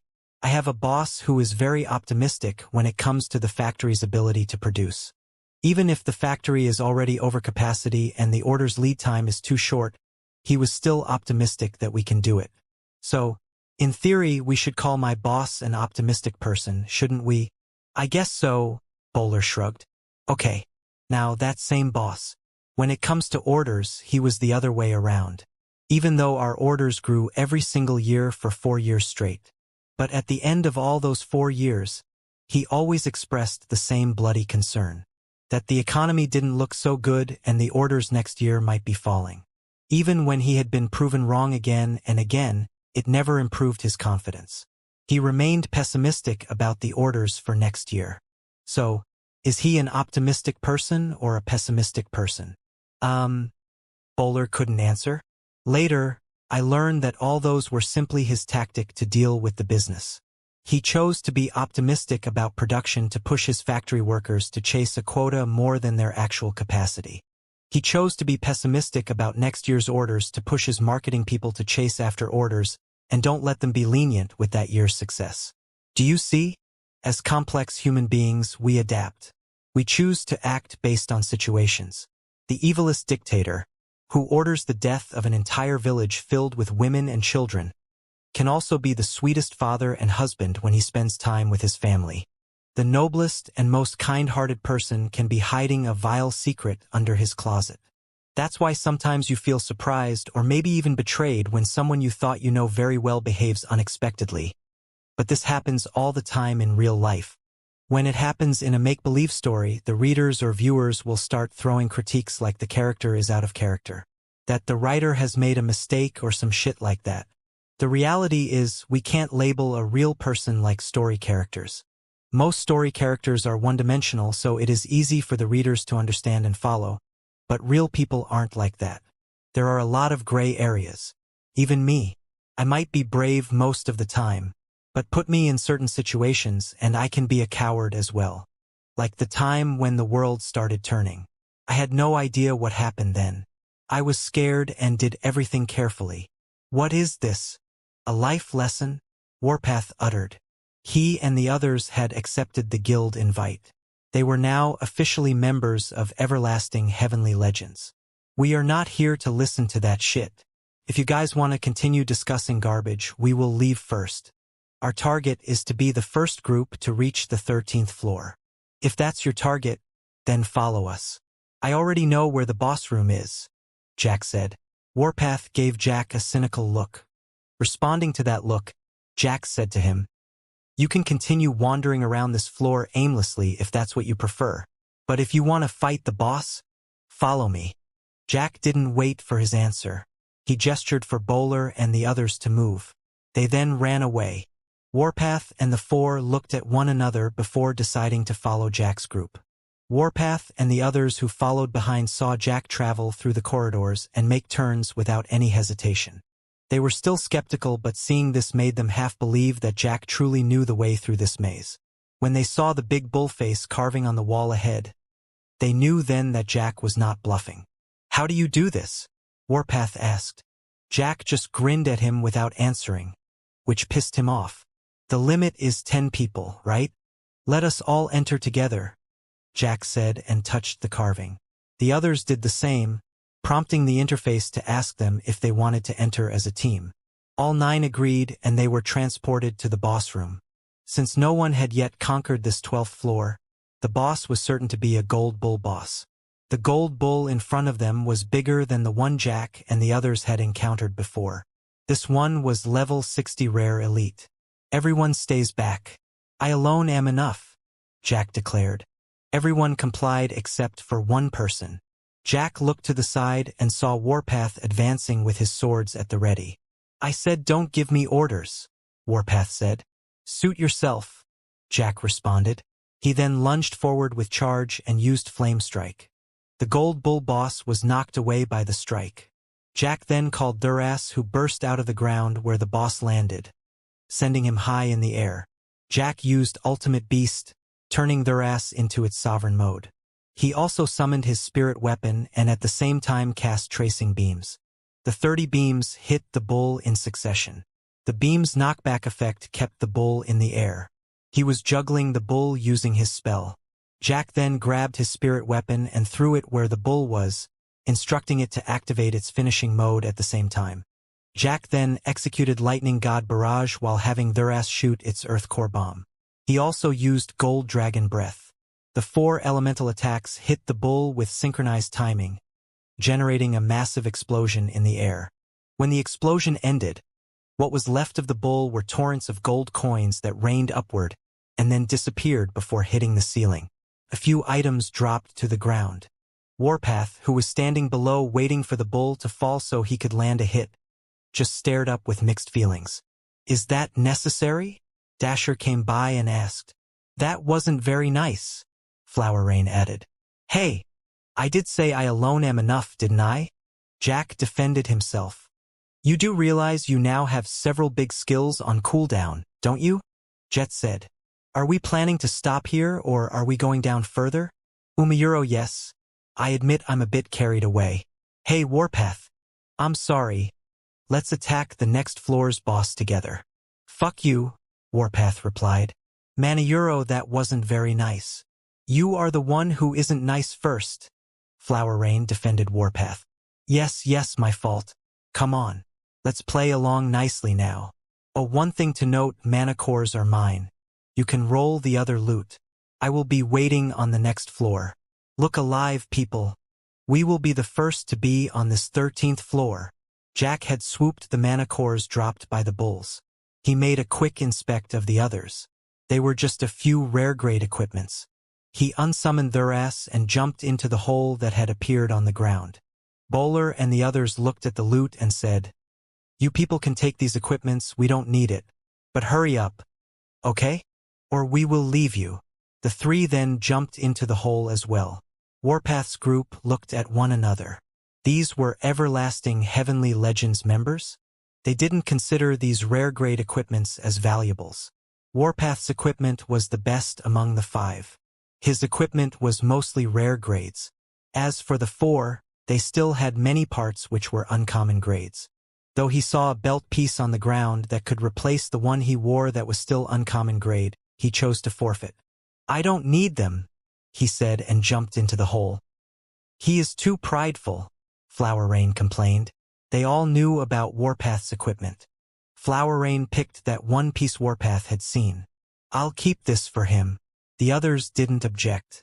They quickly rolled for the rest and then jumped into the hole. When they got to the next floor, they were greeted with the scene of Warpath and the others fighting some minotaurs. The weird thing about the scene was Jack. He was sitting cross-legged while the others fought. Don't just gape there. Come and help. Protect Jack. Don't let these minotaurs get near him. Bowler called them. The minotaurs on this floor were around level 60 to 65. So, they couldn't be as carefree as they used to be. The four hurriedly took positions around Jack and aided those who were fighting. Not long after, Jack opened his eyes and stood up. I found the way to the boss room, he announced. What exactly did you do? Warpath asked. All he saw was Jack sitting there without moving. My secret technique. You don't need to worry about it. All right, let's cut through these bullmen, Jack exclaimed as he brandished his weapons. With Jack joining the action, they vanquished the minotaurs in no time. Jack took the lead and showed the way they had to go. Jack used his gold dragon breath every 5 minutes, blasting the minotaurs with light damage. They couldn't travel as fast as before because they couldn't kill the minotaurs as fast as on the previous floors. Even though their advance slowed, Warpath's team was amazed. Their original goal was simply to reach the 13th floor, but it seemed that Jack's team had a different goal. They were already having difficulties fighting the minotaurs on this floor since the minotaurs here out-leveled them. Warpath and Dasher were level 60, while Flower Rain, Bangstick, and Suckit were still level 59. Jack's team, on the other hand, was still able to handle these minotaurs with ease. They couldn't check Jack's level. Jet was level 62, the man was 61, and Bowler was level 60. The three were not much higher level than them, but the three seemed to be stronger than them. Even for Bowler, who was the lousiest of the three. They then noticed that the description of the threes class was not the standard elite class. They later learned that all three of them had first-class special classes. Although the three hadn't leveled up too much since they got their special classes, the passive abilities of the class also boosted their attributes. Hence, they were stronger than the average players with standard elite classes. Aside from that, Warpath also saw the three had martial art expertise, especially the Jet fellow. He thought that the old man's martial expertise was even much more profound than his. He now believed Jack's claim about everlasting Heavenly Legends members receiving martial lessons from the martial art legend. Jack noticed Warpath's team's difficulty in handling the monsters on this floor, so he summoned Thurass and had it guard the rear. Being a mythical grade, Thurass took a lot of pressure off Warpath's team. "We don't need help," Warpath uttered. "We do," Dasher and the others exclaimed. "Just try to keep up," Jack said. "I want to finish this floor as fast as possible." So it's true. They truly planned to go to the deeper floor, Dasher and the others thought. Although it took longer, they reached the boss room eventually. A larger gold bull boss awaited them inside the room. It was level 65 rare elite. Jack had no problem fighting this boss by himself, but he knew someone might get offended again. So he said, "Okay, let's deal with it together. I will engage and take its attention. You all do as you see fit, but prioritize safety." Jack ran forward with their ass. Jet summoned his crimson-maned lion, and surprisingly, a second pet. A griffin with silver feathers. It was also a rare elite grade. "You have two pets?" Jack asked in astonishment. The first skill of his royal beast lord is the ability to tame a second medium-sized pet, Penuel explained.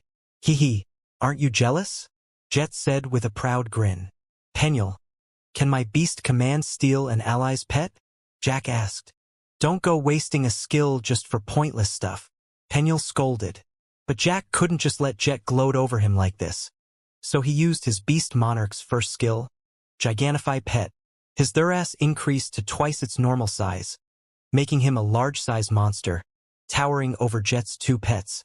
"Eat that, sucker," Jack said to Jet. "Deal with the boss seriously." Penuel slapped Jack's head. But they didn't need to deal with the boss seriously.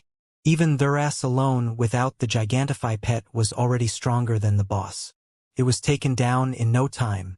Warpath's team couldn't believe the ease and speed the boss was defeated. The hole to the next ground appeared. As before, Jack hogged the mana cores and left the remaining for the others. He then jumped into the hole. Arriving on the 14th floor, he and Thurass dealt with the nearby monsters while waiting for the others. The monsters on this floor were around levels 65 to 70.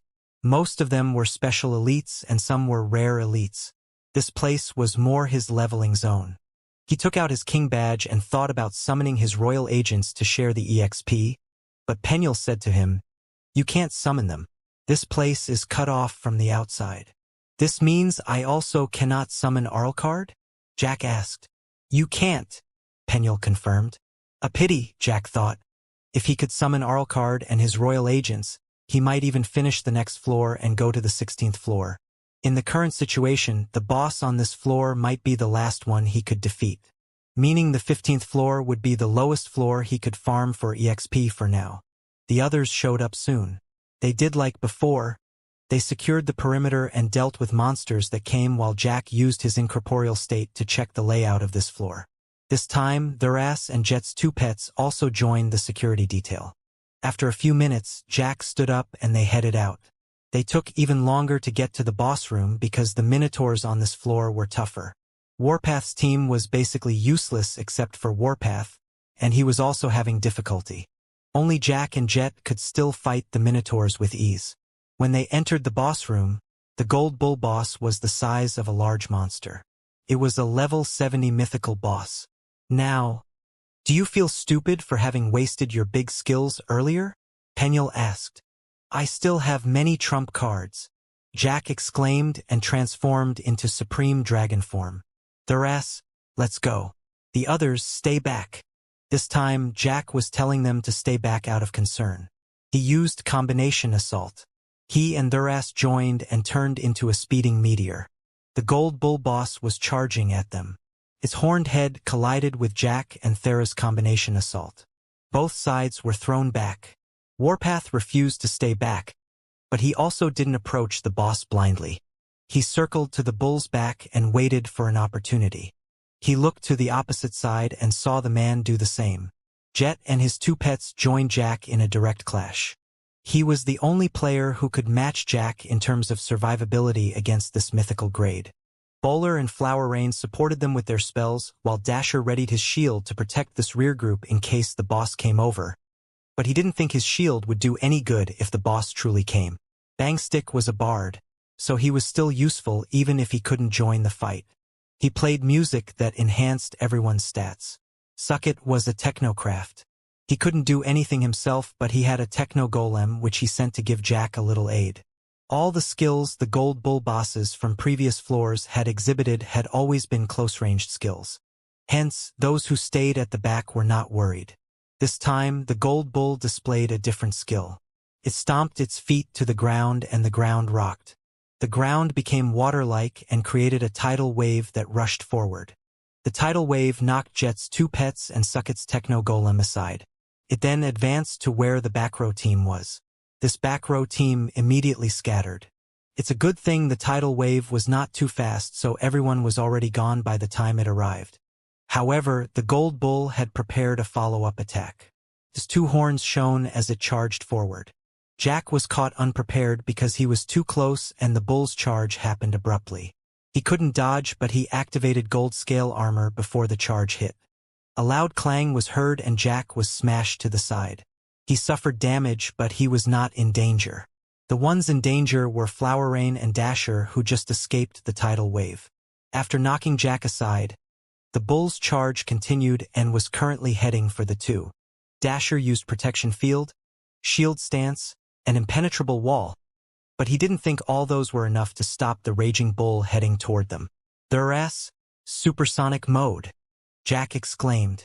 Thuras armor activated its special ability, turning Thuras into a speeding jet. It also executed tyrannical charge. Its charge, enhanced by the supersonic mode, allowed it to catch up to the speeding bull before the bull ran over Dasher and Flower Rain. Thuras slammed heavily into the bull from the side. It didn't completely stop the bull, but it caused the bull's charging trajectory to veer to the side, saving Dasher and Flower Rain from getting trampled over. Although Jack thought this would be the last boss they attempted, he was still planning to try the next one. But seeing the ferocity of the gold bull boss here, he decided to go all out. He cast Time Domain, increasing everyone's speed and slowing the gold bull. He then cast Acceleration on Thuras, Jet, the Crimson-Maned Lion, the Silver Griffin, and himself. He also cast Mirage Beast and created another copy of Thuras. With an extreme boost of speed, the six surrounded the gold bull. Jack also summoned his 10 wolves to run interference. He flew from above and struck the gold bull on its back. Even if the bull had mana sense, it was too occupied by the other opponents. Jack activated Azura. The claws of his 2 hands and 2 feet clamped the bull's back while his 4 extra arms pounded the bull's neck repeatedly. The bull jumped frantically trying to make Jack fall. The scene was like something from a Matador show. The acceleration spell only lasted a short time, but the 5 had managed to get into a good position, locking the bull down. Thuras also used Imperious Pressure. The gravity field further slowed the gold bull's movement. It was so slow that everyone dared to lean more on the offensive. Even the man and Warpath came to the bull's flanks and stole some attacks. The ranged players resumed their attacks, but in spread-out positions this time. The gold bull used some area attacks, but Jack and the 3 pets mostly tanked them through. Jet sensed when the bull was about to attack, so he retreated and came back again after the AoE attack ended. Bowler cast Mass Regenerate on everyone. It was the first skill he received from his Royal High Priest special class. This spell helped Jack and the pet tank through the bull's AoE skills. Since he was already level 60, he also had access to the special class second skill, Mass Full Heal. He was ready to cast it when needed. Jet's Royal Beast Lord's second skill was Pet's Cover. It was similar to Sentinel's cover skill, but it was a passive skill. When he was faced with a life-threatening attack, one of his pets with the higher health point would automatically teleport to him and take that attack for him. This skill was hardly needed. Jet's awareness and body control made him untouchable. The bull was also not specifically targeting him. The man's second skill was Rush Strike. It was a series of powerful strikes that struck 3 times in quick succession. Each strike delivered higher damage and reduced the defensive value of the target. It also had the chance to cause bleed. Jet's Crimson-Maned Lion, although still a rare elite, didn't shy away from a direct clash with the bull. Its 4 claws burst with flame and added fire damage to its every attack. It also had a flame shield that enhanced its defense. It and Thuras were the 2 main tanks that took the bull's main attention. Its armor gave it good defense and survivability. Jet's second pet, the Silver Griffin, didn't have armor yet. Jet wasn't willing to go through the Lost Forest again. Nor was he wanted to dive into the pit inside the Lake of Peace to get the material required for his pet's armor. Penuel mentioned that there were other blacksmiths in this world that could produce pet armor, but the guild had yet to get any info about them. But even without armor, the griffin was still a formidable pet. It attacked with its powerful beak and claws, and it could fly up to avoid the bull's AoE attack when needed. Could also generate wind darts to attack from range. With Jack staying on the bull's back and harassing it, keeping it from fully focused, the others had an easier time. Everyone worked together and the gold bull's health point was steadily reduced. Jack also cast Beast Howl to replenish the pet's health point and made them stronger. When the bull's health point dropped to 30%, its whole body burst with a golden flame. Everyone in the vicinity received high earth damage. The damage hit every second. Jet, Warpath, and the man quickly retreated. Sucket's Techno-Golem and Thera's copy had been highly damaged throughout the fight. The golden flame finally destroyed it. Thera's copy only had half of the original's health point and attributes. It also didn't have armor, so it wasn't as durable as Thuras. Jack's wolves had long died from the bull's previous AoE skills. Even with Jack's high health point, he also couldn't stay for long within the golden flame. He flew up and resumed his attacks from a range. The Silver Griffin did the same. Only Thuras and the Crimson-Maned Lion remained to hold the gold bull down. Penuel cast Healing Field to help the 2 endure. Jack saw that his supreme dragon form was ending soon. He prepared to land a final attack. Rune diagrams appeared around his body. It was his infernal cleansing flame. Even though he was flying, as long as he was floating at the same spot, the rune technique was not cancelled. Thuras and the Crimson-Maned Lion continued to hold the bull. But without everyone harassing the bull could focus his attacks. It chose the weaker Crimson-Maned Lion. Jet didn't want his pet to die. So, when the Crimson-Maned Lion's health point fell to 1/3, he forcefully commanded his pet to retreat. The beast was unwilling to leave if Thuras was still on the front line. It still saw Thuras as a rival even when Thuras had increased a grade. Even alone, Thuras could still hold its own. The 2 giant webbed hands on its back, which also served as its wings, swept around as if 2 giant claws. They joined its other limbs in the offensive. Jack activated Overlimit and cast the teleportation spell after completing his rune technique. He reappeared on the bull's back. He smashed the prepared rune technique without pause. The golden flame around the golden bull's body was soon replaced by a white flame. The bull thrashed as the white flame devoured its body. Its forceful charge managed to knock Thuras aside, and it charged around randomly while in pain. The players were running frantically to keep their distance from the dying bull. When Jack saw the bull run to an empty area, Jack unleashed his soul breath and summoned his runestone of luck. The soul breath took out the little remaining health point the bull had, turning it into a large torrent of coins that floated upward and disappeared before touching the ceiling. Bangstick sat on the floor panting. Goodness! This is the first time we defeated a mythical grade boss. Even a level 70 at that, he exclaimed. This is the first time we ever see a mythical grade boss, Dasher corrected. Hee, stick around us and you can see more of this. We are used to this, Bowler uttered proudly. Like hell you are. Only boss has the right to say those words. The man chided. Jack had walked to where the loot was while the others were celebrating. It was a mythical-grade gold bull boss this time. He also used his runestone of luck, so the loot should be good. Quite a lot of items were dropped this time except for coins. He scooped up the mana cores before scanning the rest. He ignored the equipment since they were all super rare grades. His monocle marked most of the items with orange color, which represented a super rare grade. No silver color marking, which represented a unique grade. When Jack was starting to feel disappointed, he noticed one small marking among the others. It was a purple color, the color of a legendary grade. Jack immediately went for that item and took it out of the pile while uttering, "A mythical can also drop legendary loot?" "It can. In an extremely small percentage, though," Penuel answered. "It is also only possible if your luck stat goes past a certain point." The item was a piece of parchment. Resurrection Chapel Blueprint, Legendary Blueprint. For guild purposes only. Allow the construction of the Resurrection Chapel. Wow! A Resurrection Chapel. This is very good, Penuel exclaimed. "Lady, it is a legendary grade. If it isn't good, I will call Wilted to complain." "What does this thing do?" Jack asked. "Once your guild builds this structure, every member who dies in the wilderness will be resurrected inside the chapel as if they die inside a safe zone. Same effect as the Amulet of Rebirth, but the effect of this chapel takes priority over the Amulet of Rebirth. So, one who wears the Amulet of Rebirth won't lose the amulet when he dies. But a member can only be resurrected once a week. If one dies a second time that week, he won't be resurrected by the chapel.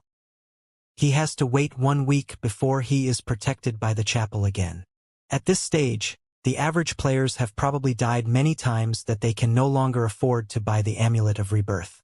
Do you know what this means? If people hear that our guild has this structure, they will come swarming to join. Not that we need that to attract players, Jet said. The others had come to check the loot as well. They heard Penuel's explanation about the blueprint in Jack's hand. "We have almost filled up our 10,000 member slots. We will have to wait until our guild levels up again before we can accept more members. Now, ain't you people feel lucky to have joined?" Bowler turned to Warpath's group. Warpath didn't give any response while his 4 other companions nodded vehemently. Jack stored the blueprint. He would give it to Genie or Tip later when he returned to Therath. "The rest are yours. Share properly. Don't fight." "Who do you think we are?" "Children," Jet asked. Then he announced to the others, "Okay, since I am the eldest, I will have the first pick." "Drop dead. We roll it to see who gets the first pick," Bowler exclaimed. "You disrespectful kid. Didn't your parents teach you to respect the elder? You are not an elder. You are a kid who is advanced in years." Bowler didn't back down. While they were quarreling, Warpath went to the pile and picked one piece of equipment. "This is mine," he said. "Hey, we haven't rolled yet," Bowler yelled. Jack shook his head. After he told them not to quarrel, that was exactly the thing they did. He walked to the hole that led to the next floor. "I will be heading to the next floor first. If I find out you people have a physical fight, I will kick you out from joining the EXP farming on the next floor," Jack warned before jumping into the hole. Arriving on the next floor, Jack saw a similar corridor as the other floors, but the stone that formed this floor was darker. Each time he descended a floor, the stone was slightly darker than the floor above it. It was not so apparent if one only descended a floor since the difference was very slight.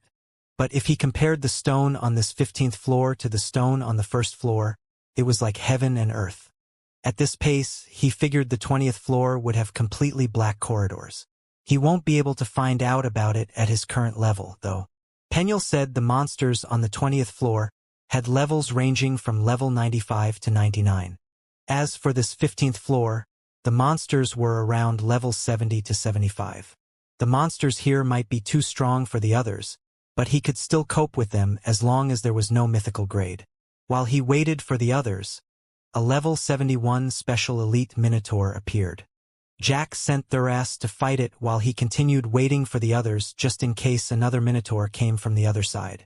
When the others arrived on this floor, he said to them, "We are not going to the boss room anymore.